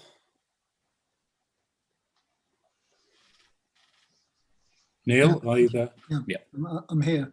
Yeah, excellent. I'm really pleased with this one. I like Matt. I like the specificity of the climate change impact. I think that's great. A couple of questions, if that's okay. First off, do we have any control over who we use as a telecoms provider? And the second question was interworking with Microsoft 365. Is that something that's going to come together easily, or are they sort of separate issues altogether? Are the two things opposed or work together? I can answer that, Councillor. We do have a full choice over who our provider is, but it is bundled in with the provider of the software that we're using to facilitate this cloud-based system. All of the data centres that we're using will be UK-based. We thought that was probably prudent with the things that are going on with the separation for the European Union and so on. And while we can't name that provider yet, they are what's known as a tier 1 provider in telecoms terms. With regard to the second point of the question, we are moving towards Office 365. That's being led by the Joint ICT Service. And I can sense a point in the future where perhaps, if development continues the way it is, that Office 365 and Teams will become the primary communications platforms for many organisations such as ours. And to that effect, we've limited this contract to a 7-year 3+2+2, with the 2+2s being optional. So we're not tied to this contract for the 25-year period we've had the current exchange. We will be looking to review that as technology moves on. Thank you. Councillor Donnelly. Thank you, Chair. Yes, I was going to second it. I think it is an excellent project, but I think it's a project that is well overdue. So I'm more than happy to support the motion. Thank you. Councillor Hobson. Thank you, Chair. I want to thank Caroline, Ian, Craig and all the team involved in this and for answering the questions this evening. And the directness of saying that, you know, the implementation is going to be postponed slightly. It's at the heart of the one team, one council, one purpose that we're all aiming for the benefit of our residents and our officers and our members all working together. So I certainly support the motion. Okay, thank you. I've got nobody else on my list. I think we'll been moved and seconded. We'll go to the vote, please. Angela.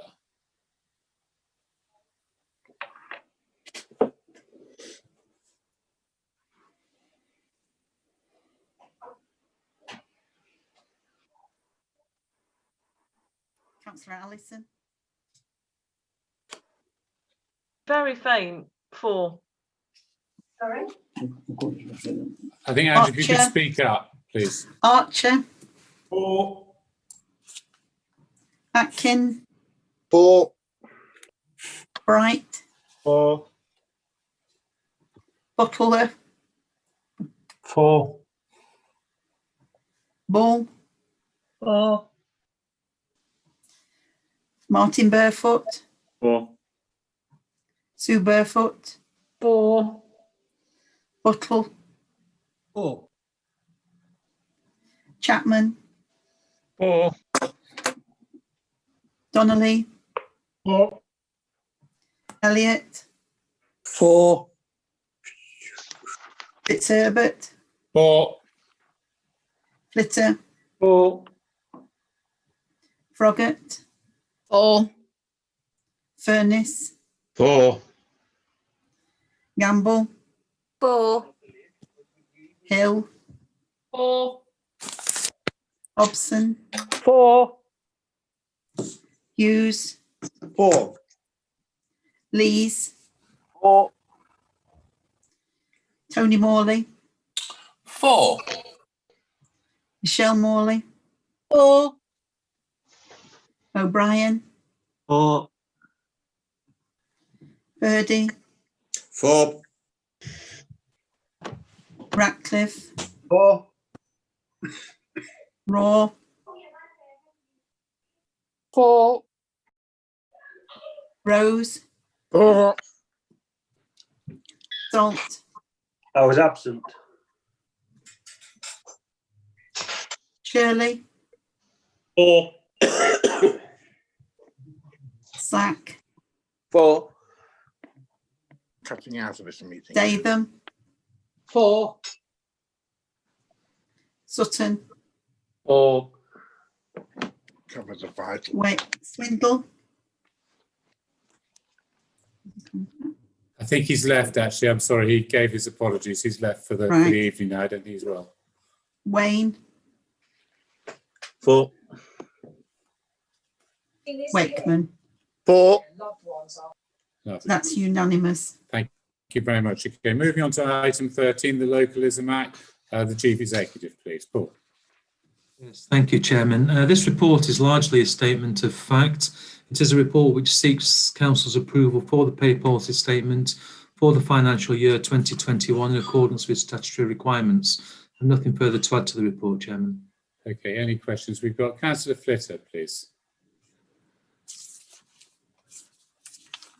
Thank you, Chair. Well, as Paul has just said, it is a factual document, so there's not a lot of question here.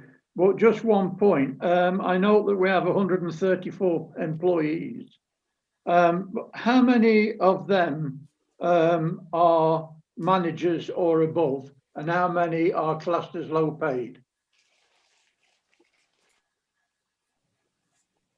I don't have that figure to hand, Councillor Fitz. I can certainly get that information to you and circulate it to any other members should they so wish.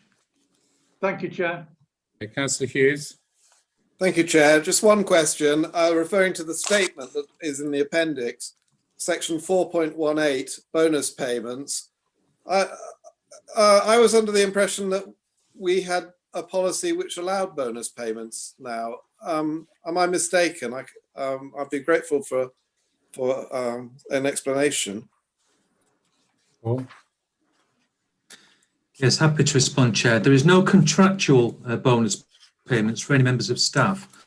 That's an issue which was eliminated from local government pay agreements a number of years ago.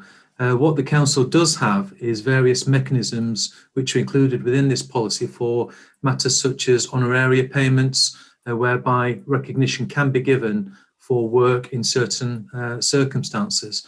And the very events of the last 24 hours would be a classic case whereby honoraria payments may be made to certain members of staff who would not normally qualify for overtime, because no manager post qualify for overtime, but clearly a lot of managers do get involved in this type of work, but there is no contractual requirement to bonus payments. Councillor Ratcliffe. Yes, thank you, Chair. Actually, my question has been answered, but I think it deserves a second restatement, if you like. And it does seem to me that notwithstanding legal overtime payments, or indeed our reward policy, that some consideration should be made, if it's permitted within the statutory pay guidance, for bonus payments for all staff.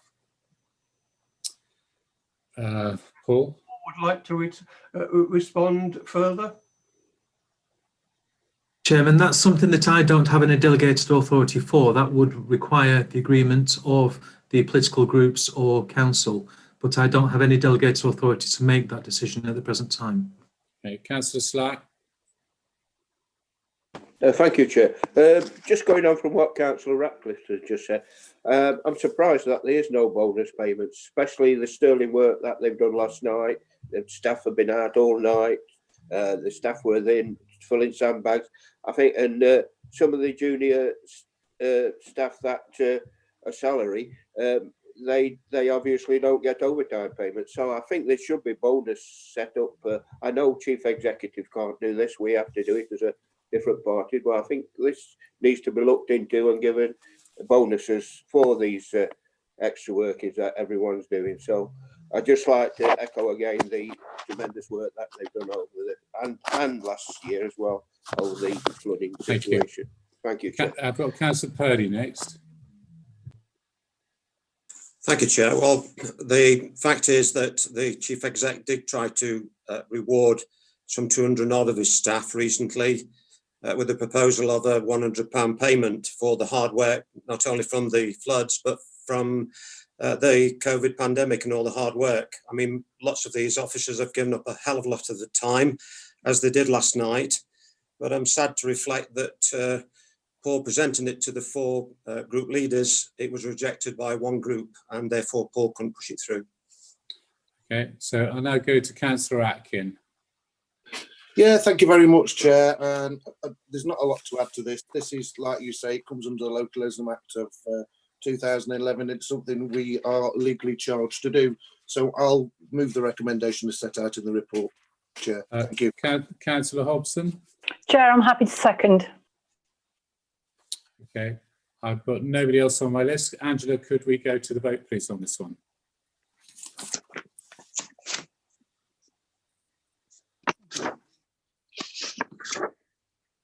Councillor Allison. For. Archer. For. Atkin. For. Bright. For. Butler. For. Bull. For. Martin Burfoot. For. Sue Burfoot. For. Buttle. For. Chapman. For. Donnelly. For. Elliott. For. Fitzherbert. For. Flitter. For. Broggett, 4. Furness, 4. Gamble, 4. Hill, 4. Hobson, 4. Hughes, 4. Lees, 4. Tony Morley, 4. Michelle Morley, 4. O'Brien, 4. Purdy, 4. Ratcliffe, 4. Raw, 4. Rose, 4. Salt, 4. Shirley, 4. Slack, 4. Davum, 4. Sutton, 4. Wayne, 4. and Wakeman. 4. That's unanimous. Thank you very much. Moving on to item 14, the Provisional Local Government Finance Settlement 21-22. Karen, please. Thank you, Chair.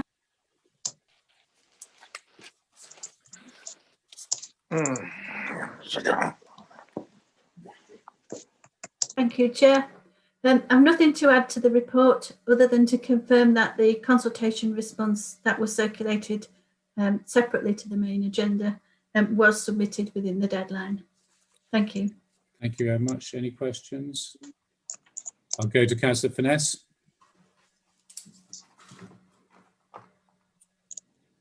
Councillor Finesse. Yeah, I was muted. Sorry, Chair. Thank you. These recommendations are just asking us to note the report.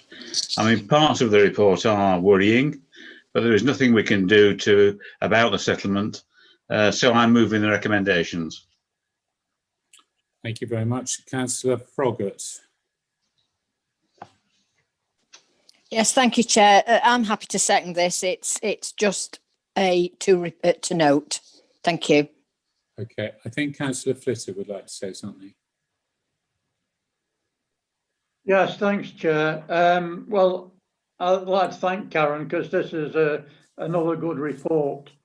I mean, yes, it is much better than expected financial settlement. But yes, again, like somebody just said, there's a lot here that does concern me, especially when we talk about the increased reliance on council tax, which means that in future the government will offer even less money. And that goes with something else that's been mentioned tonight as well, with car parking. And we're reliant on our income from car parking. And I would dearly love to see those come down as well. But the government has said in the past, we are a tourist-rich area, and that's where our income can be made. But don't let's forget, and the points made by Karen in the response letter were very apt, because it's not just our council that's going to be raising the council tax, but it's the other town and parish councils, the county council, the fire authority, the police authority. And when all that is added together, it's a huge increase, or it will be, for members of the public who some haven't even worked since last March. And we've got to take that into real consideration. And there's no certainty, and I think Karen put this quite aptly, there's no certainty for future planning within the council. How can you make a financial management plan without a proper funding payment? Because that's what one-off payments bring. It brings a lack of consistency, and it's difficult for that future planning, whether it's short-term or long-term. And I think our staff at the district council have got to be commended, because this is a very difficult situation. The one question I would like to ask, and that's on the Rural Services Grant. It does state that there's no change in methodology. Now, is that delivery of funds, or does that relate to the delivery of services? Because I know that we are entitled to a little bit more, but it's where we can direct those funds to. Thanks, Chair. Aaron, can you? Yeah, the Rural Services Delivery Grant is supposed to recognise the additional costs that rural and sparsely populated authorities face in delivering services. So there was no change in methodology for 21-22 than for the financial year 2021. And in fact, the amount we received was exactly the same too. We had expected it might fall. How that will be wrapped up within the fair funding review, we don't know, and that's a concern to me, because if that extra money for rural services is lost from the funding formula in future, that could be detrimental to the council. Councillor Butler. Yes, my point was in response to the great financial workshop that we had with Karen last week. That we, I think that we need to make clear that any of the increases that are coming in council tax relate directly to the massive reduction in local authority funding from central government. So where there have been cuts to local services and where there have been cuts, that it's because of the fact that we still have things to do. Where there have been cuts to income tax nationally, that's been allowed because money hasn't been coming to local authorities, and the sort of really difficult job that people do in terms of delivering services to local people is being made more and more difficult in a quiet way by those cuts to grants from central government. And Councillor Slack, please. Thank you, Chair. Thank you, Karen, for a first-class report and all the officers. Looking at this, it could be worse. It could be far worse. But we've got a lot to come. The fair fund review, and next year we've got to look at as we climb out of, hopefully, as we climb out of this serious serious COVID virus, we will see that next year we'll have to take account of all the money what's been poured in. These billions and billions and billions of pounds the government's borrowed from abroad, and we're going to have to come to terms with this. And next year, I do fear for next year. I think we're going to see a different thing entirely next year. So we're looking at this year, it could be worse. So, and as hands are tied, the government's decided. Thank you. Thank you very much. Well, it's been moved and seconded. Let's go to the vote, please, Angela.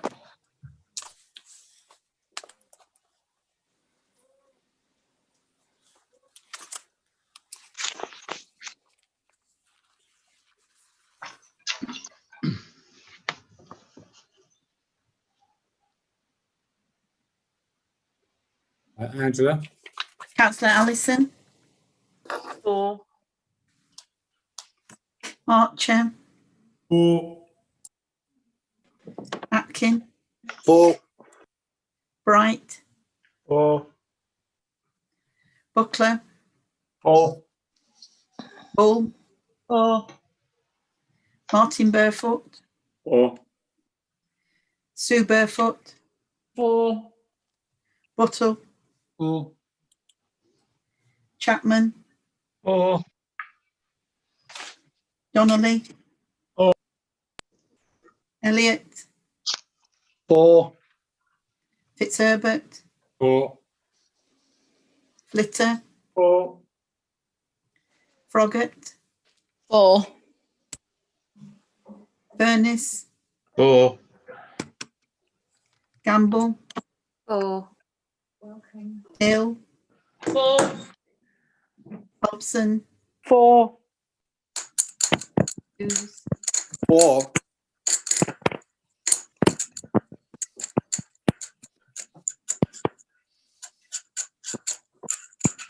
Could you turn your mics off if you're not voting, please? There's a bit of something in the background. Thank you. Councillor Lee still with us? 4. Tony Morley. 4. Lee. 4. O'Brien. 4. Purdy. 4. Ratcliffe. 4. Andrew, we can't hear you again. Is your Councillor mic? Raw. 4. Rose.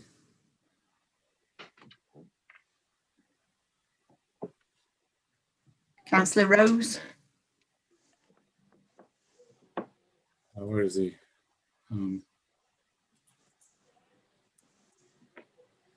Four.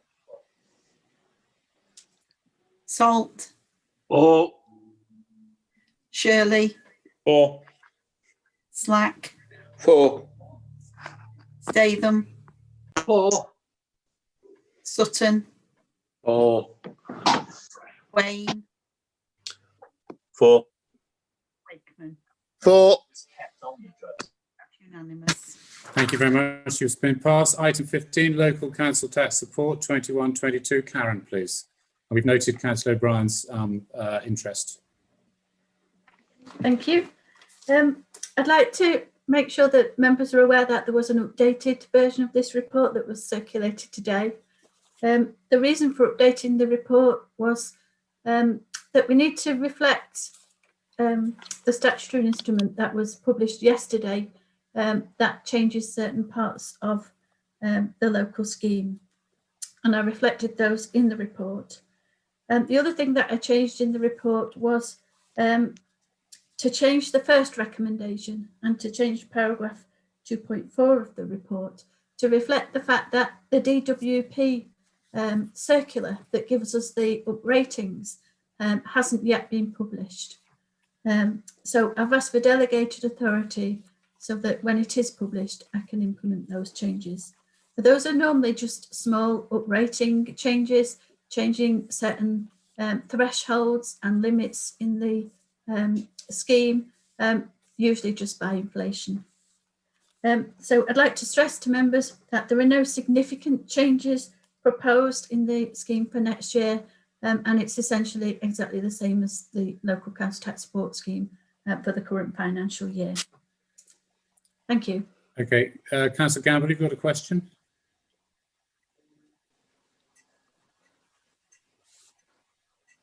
Have you got a question? Sorry, I can't hear you.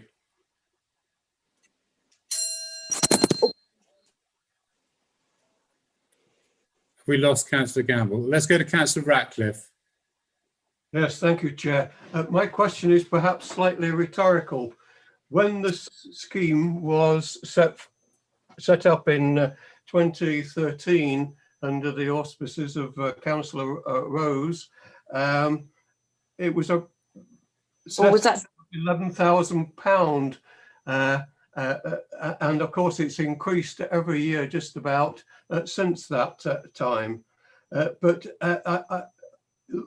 although within the recommendation there is the provision to increase that during the year if it's proved insufficient, it seems to me almost at the outset that it is going to be requiring some assistance. Local families who are suffering from financial hardship through COVID there are also under threat, of course, of losing the £20 that was given to them under the universal credit payments, and there are other financial reasons too. We've heard earlier about other payments that are being affected, as it were, by government criteria that have come in to make them more difficult to access. So, I'm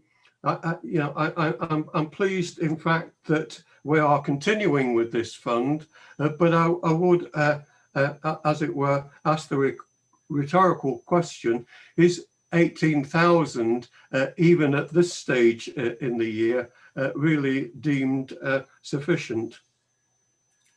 I think that's rhetorical then. Is there anything you'd like to add, Karen? Okay. Oh, yeah. Yeah, only to reassure Councillor Ratcliffe that if it's looking as if it's not enough, I will bring a report back to members. Okay, The other thing I'll quickly point out is that the government have recently announced further funding. So you'll remember that this year the government gave us extra funding so we could give everybody on council tax support £200 extra or the balance of their bill. They've recently announced something similar for next year, and we're currently working through that report to see what's required.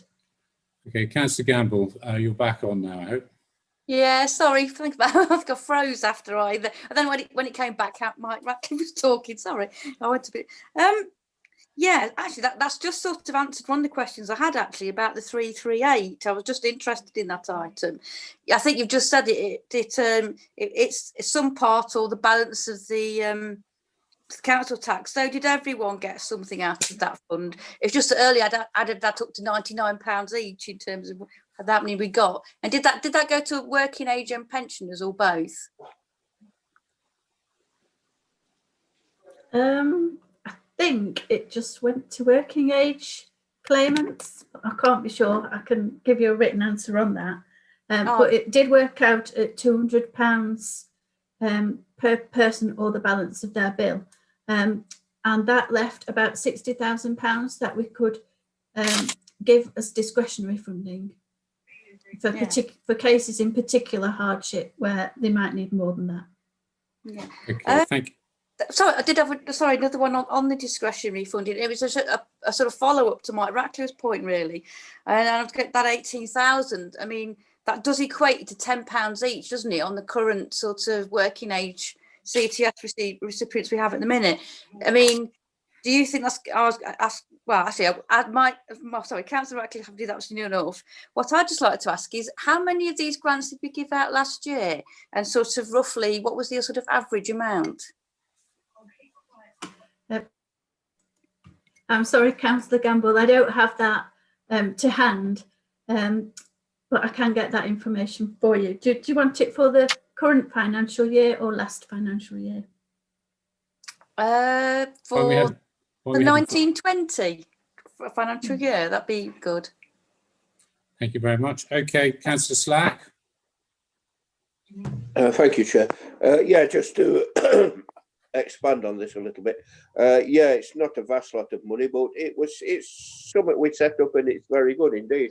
I'm very pleased that if it comes that universal credit is taken away, this extra £20, it'll cover that we might have to increase it in mid-year. So we've not increased it before, have we, Karen?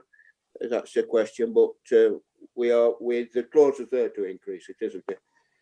A question like in the past, we've never needed to increase that amount mid-year. We've increased it before the start of the year, but never mid-year. But we do keep a close eye on it. Yeah, so we may have to if universal credit's taken away. It's £20. Thank you, Chair. Councillor Tony Morley. Yes, thank you, Chair. I've been listening very carefully to colleagues' questions and particularly to Councillor O'Brien's well-informed and well-phrased earlier questions. I'm comforted also by the fact that we've got a bit of flexibility. Drawing your attention to 1.3, no appeals, and then 2.9, good leverage. I would like to move that we accept the report as written. Thank you, Chair. Councillor Michelle Morley. Thank you, Chair, and thank you very much to Karen. As always, Karen, you're on the ball, and thank you very much for the update. And I would like to second this report. Thank you. Okay, I've got nobody else on my list. If we could now go to the vote, please. Angela.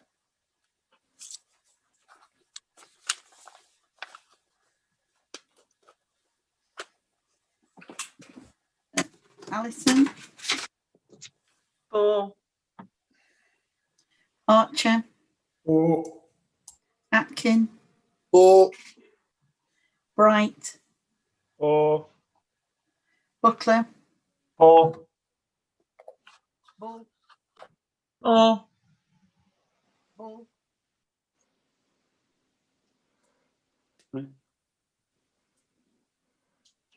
So I think there's something with your mic, Angela. You can hear us, but we can't hear you. Councillor Bull. 4. Martin Burfoot. 4. Sue Burfoot. 4. Buttle. 4. Chapman. 4. Donnelly. 4. Elliott. 4. Fitzherbert. 4. Plitter. 4. Froggatt. 4. Furness. 4. Gamble. Councillor Gamble. Sorry, 4. Hill. 4. Hobson. 4. Hughes. 4. Lees. 4.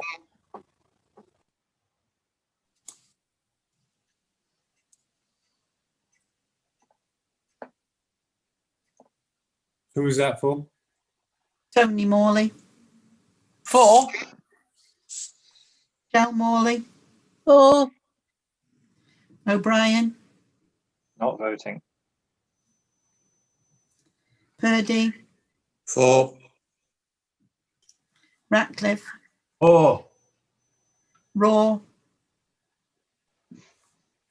I was taking a comfort break, so not about voting. Rose.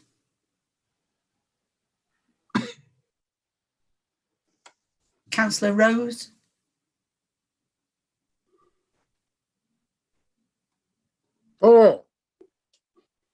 Salt. 4. Shirley. 4. Slack. 4. Statham. 4. Sutton. 4. Wayne. 4. And Wakeman. That's Thank you very- unanimous. Thank you very much. Okay, so item 16, resilience resources priorities. Paul Wilson, please. Yes, thank you, Chairman. I'm going to introduce the first part of this report before I pass over to Karen. But as head of paid service for the Council, it is my responsibility to inform members of the staffing resources required to discharge the functions of the authority.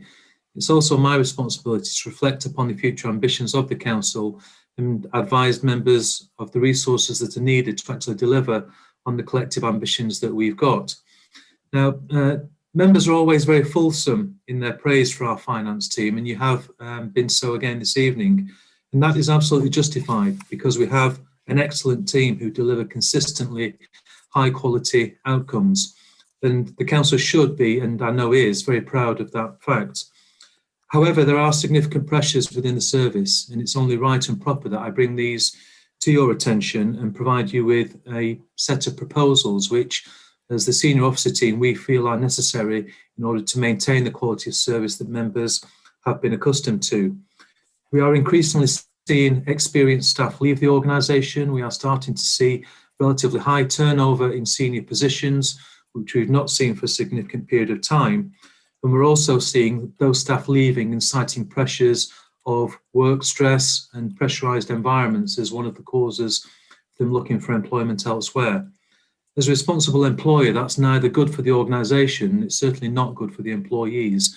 So the set of proposals which Karen is going to outline to you within this report is considered to be necessary in order to maintain the quality of service that members have been accustomed to. So on that point, Chairman, if I can pass over to Karen to introduce the main body of the report itself. Karen. Thank you.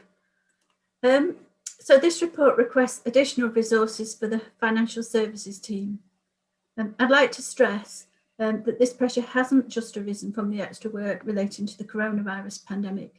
That's only added to the significant pressures that existed long before that. The reasons for this request for additional resources are set out in the report in paragraphs 2.1 to 2.5. 3 senior members of the team have left the Council's employment in just over 2 years, and a number of team members have highlighted workload pressures and a struggle to take leave. I know that several team members have been working hours in excess of their contracted hours. We don't expect the additional pressures to subside. We can't expect this situation to continue and can't sustain the repeated loss of key team members. These resignations bring with them a loss of highly skilled and experienced staff, and they have a detrimental impact on the other team members. The loss of staff also creates risks of deadlines not being met, and a decline in the standard of financial management that members expect, and that I expect. If resources are not increased, there's a real risk that other team members will choose to leave the organisation. The proposals for additional resources are set out in paragraphs 2.6 to 2.9 of the report, and they require members to approve additional expenditure of £41,090 per year. The key aims of the proposal are A, to increase capacity and knowledge within the team to remove single person dependencies and to ensure that the team's got adequate resources and resilience to provide a good standard of financial management. B, to reduce pressures particularly on the financial services manager and the principal accountant's posts by cascading some line management and other responsibilities down to the 2 senior accountant posts. And C, to provide additional capacity at accounting technician and accountancy assistant levels in order to release the 4 qualified members of staff to focus on the more complex areas of work. I urge members to approve the report recommendation. Thank you. Okay, Councillor Flitter, is yours a question? Unmute, please. Yes, Chair, thank you. Well, I'll say everything at once, which is very short, then I won't have to come back. Okay. This is a very clear report. It really hits home to tell us the situation. And to me, it's the strategic link that sets out the reality of this situation.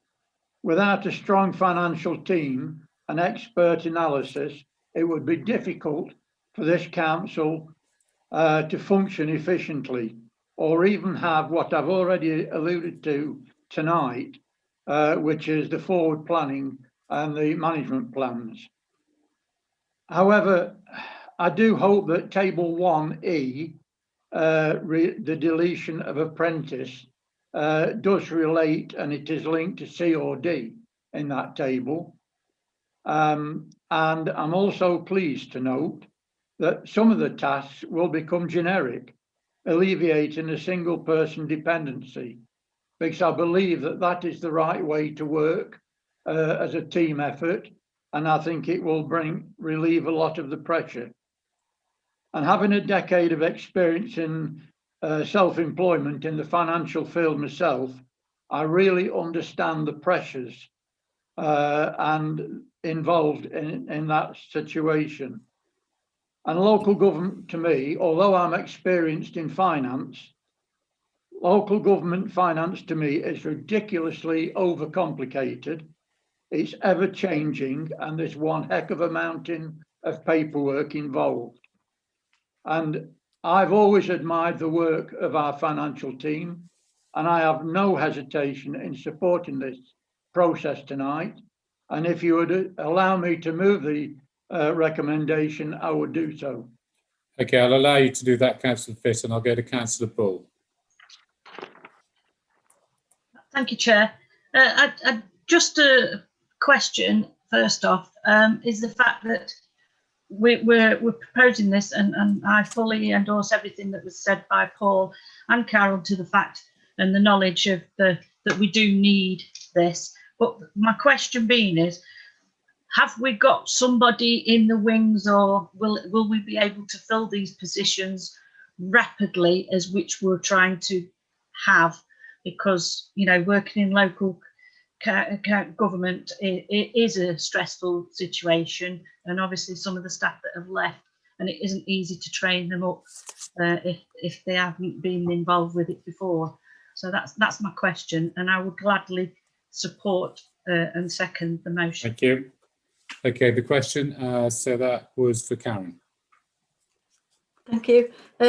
Yes, we're waiting for members' approval tonight, and subject to that being given, we're hoping to move straight away to advertise these posts, and also the principal accountant's post, where we're waiting for the approval to make it full time. Thank you, so Sue. we're hoping they'll be advertised by next week. Councillor Sue Burford, please. Thank you, Chair. I haven't actually got a question, if that's all Carry on. right. I was going to propose or second this. Well, that's done now, so carry on. Yeah, I think we all know that we've got an excellent, I hope we all know anyway, that we've got an excellent finance team headed by Karen. I've always been very impressed by the reports, even though some of the time I don't really understand them, if I'm honest, because they're so detailed. But when I read this report, I began to underline certain words which kind of worried me, to say the least. So, you know, we're talking about stress, resignations, struggling to take annual leave, etc., and resignations. And I think these concerns have been rightly acknowledged by Paul and by Karen, and I hope by all of us. And more importantly, acted upon, because that's the crucial thing here, that we acknowledge what the problems are, but we act on them very quickly. And 41,000 sounds like quite a reasonable price to have to pay to. I'm amazed that it's as low as that, but if that's so, then that seems a low price to pay for what we need. Thank you for your contribution. Councillor Gamble. Oh, hi. Right, yeah, thanks, Karen, for the report. And I would wanted to highlight a couple of things that came out from a couple of questions that our group asked. And I wanted to thank Karen, really, for thinking, to taking a movement to create a post that would create something for our apprentice, which hopefully she will get the job that she's going for, if she's qualified for it. And that did raise a slight concern for me that we're apparently, one of our usual things we do is actually, when the apprentice comes to the end of the term, they actually leave, which seems such a waste of resources. And I'm really pleased that Karen is making sure we haven't wasted resources in this way and our training, and is trying to make efforts to keep someone on. And also, she did send a couple of plans through with the new thing, and I'm hoping I've got the right end of the stick. I didn't get a chance to email her back, but I looked at the two structures, and I wanted to, it did look at the new structure that she'd come up with, did seem very much geared towards making sure that we had teams that were across the knowledge, that we didn't have single people with just one core knowledge, that if that one person left, they would then less the knowledge. And I think that's a really good move. And I just want a bit of reassurance. Will that keep our VAT knowledge with, again, not restricted to one person, so no one comes? And yeah, well, have I looked at those things correctly? Thank you. Aaron. Yes, so Councillor Gamble requested copies of the current organisation structure for the team and the proposed structure, and that was what she was referring to.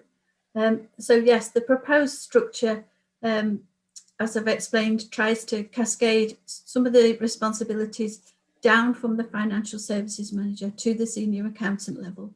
So the proposal is that for VAT, that Councillor Gamble mentioned, that sits at the moment with the financial services manager.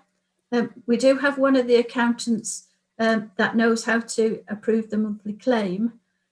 So there is that cover for that element of it, but there isn't cover for the wider parts of VAT accounting and advice.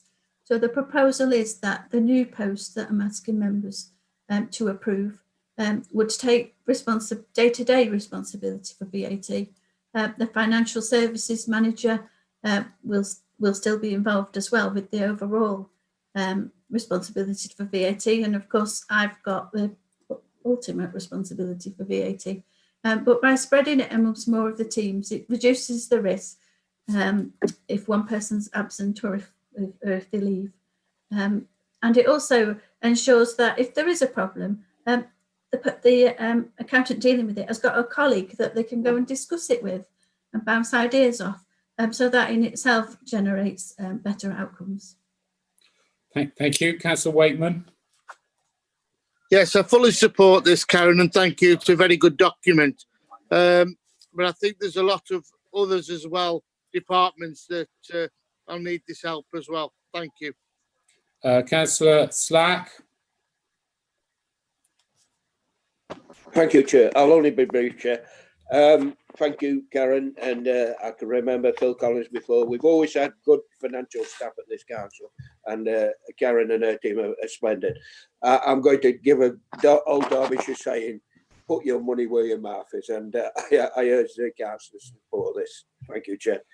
Councillor Bottle. Aye, yes, thanks. I read the report. It seemed really quite sensible. I quite liked everything about it. Is there much opportunity to have more people working a 4-day week? I know that 4-day weeks are kind of good for the soul. And so if there's any options to advertise jobs for 4-day weeks, I'd love you to do that. But yeah, it's your department. You do what you want. But there we go. Thanks very much. I think that's a rhetorical question, maybe for discussion in the department. Thank you for that. Councillor Chapman.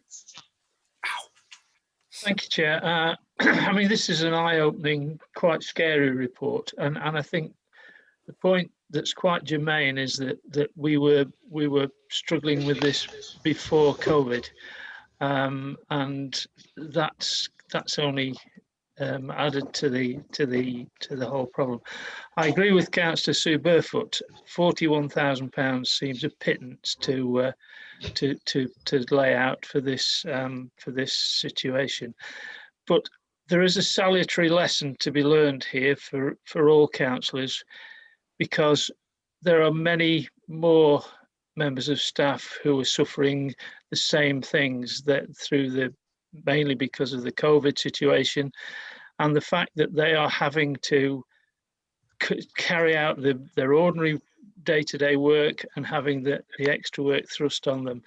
So I would say to all councillors here, don't increase that pressure. Think twice before putting bigger loads onto our staff, and if you can avoid that, then please do. Councillor Tony Morley.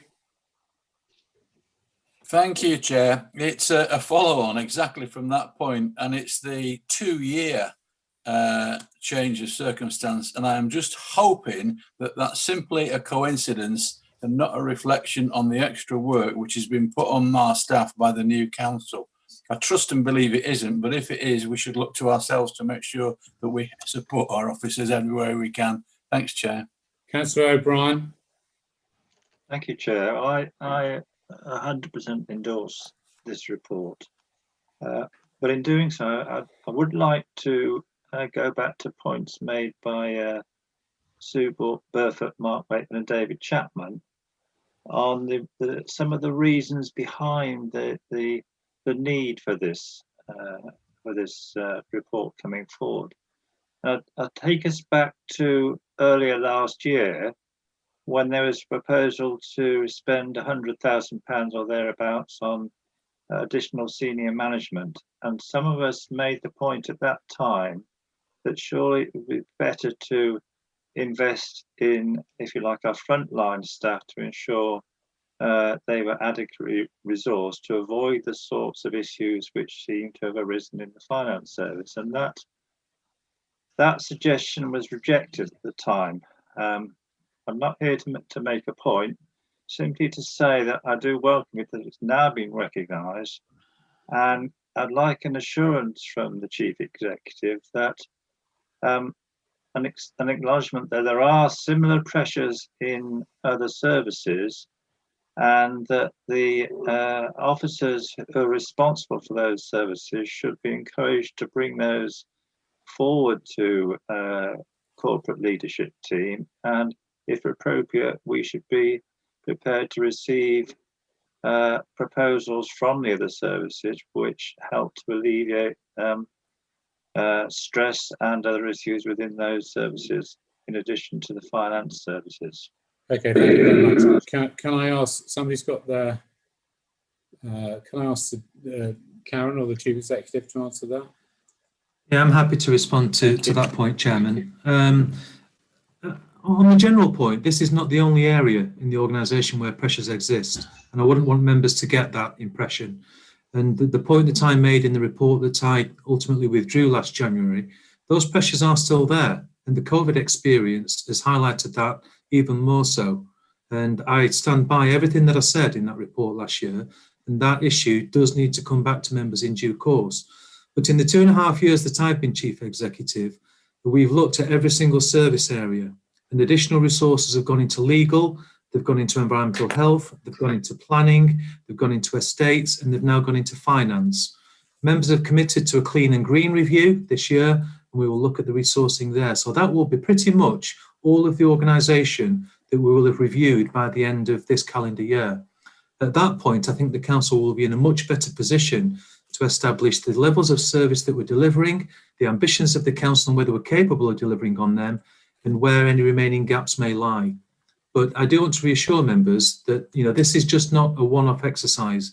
This has been 2.5 years worth of work evaluating the whole organisation, acknowledging that since 2011, we have seen, like all authorities have, very significant reductions in our staffing base and our available expenditure.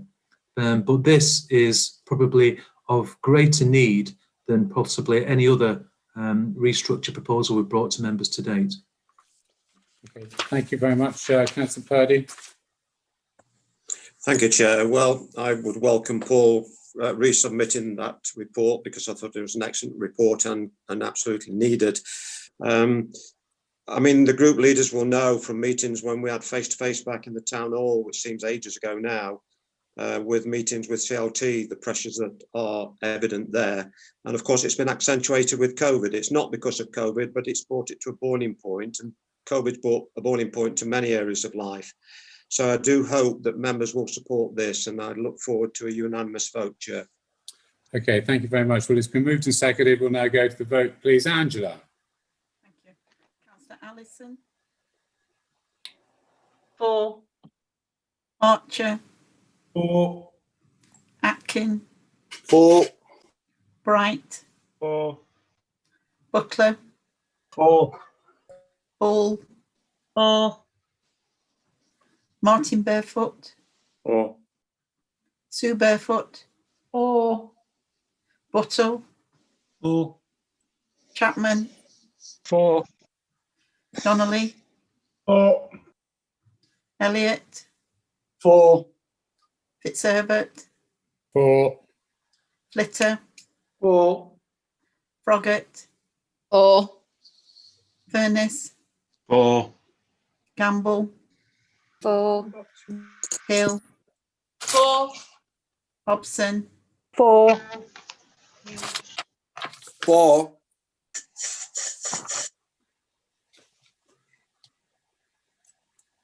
Who's Sorry, next? Alison, did you get that? Councillor Did you Lees. get that? Councillor Lees, for. Tony Morley. For.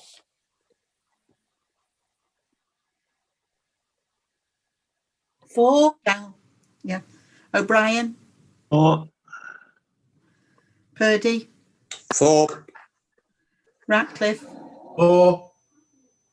Raw. For. Rose. For. Salt. For. Shirley. For. Slack. For. Statham. Statham. His iPad went off. He might not be here.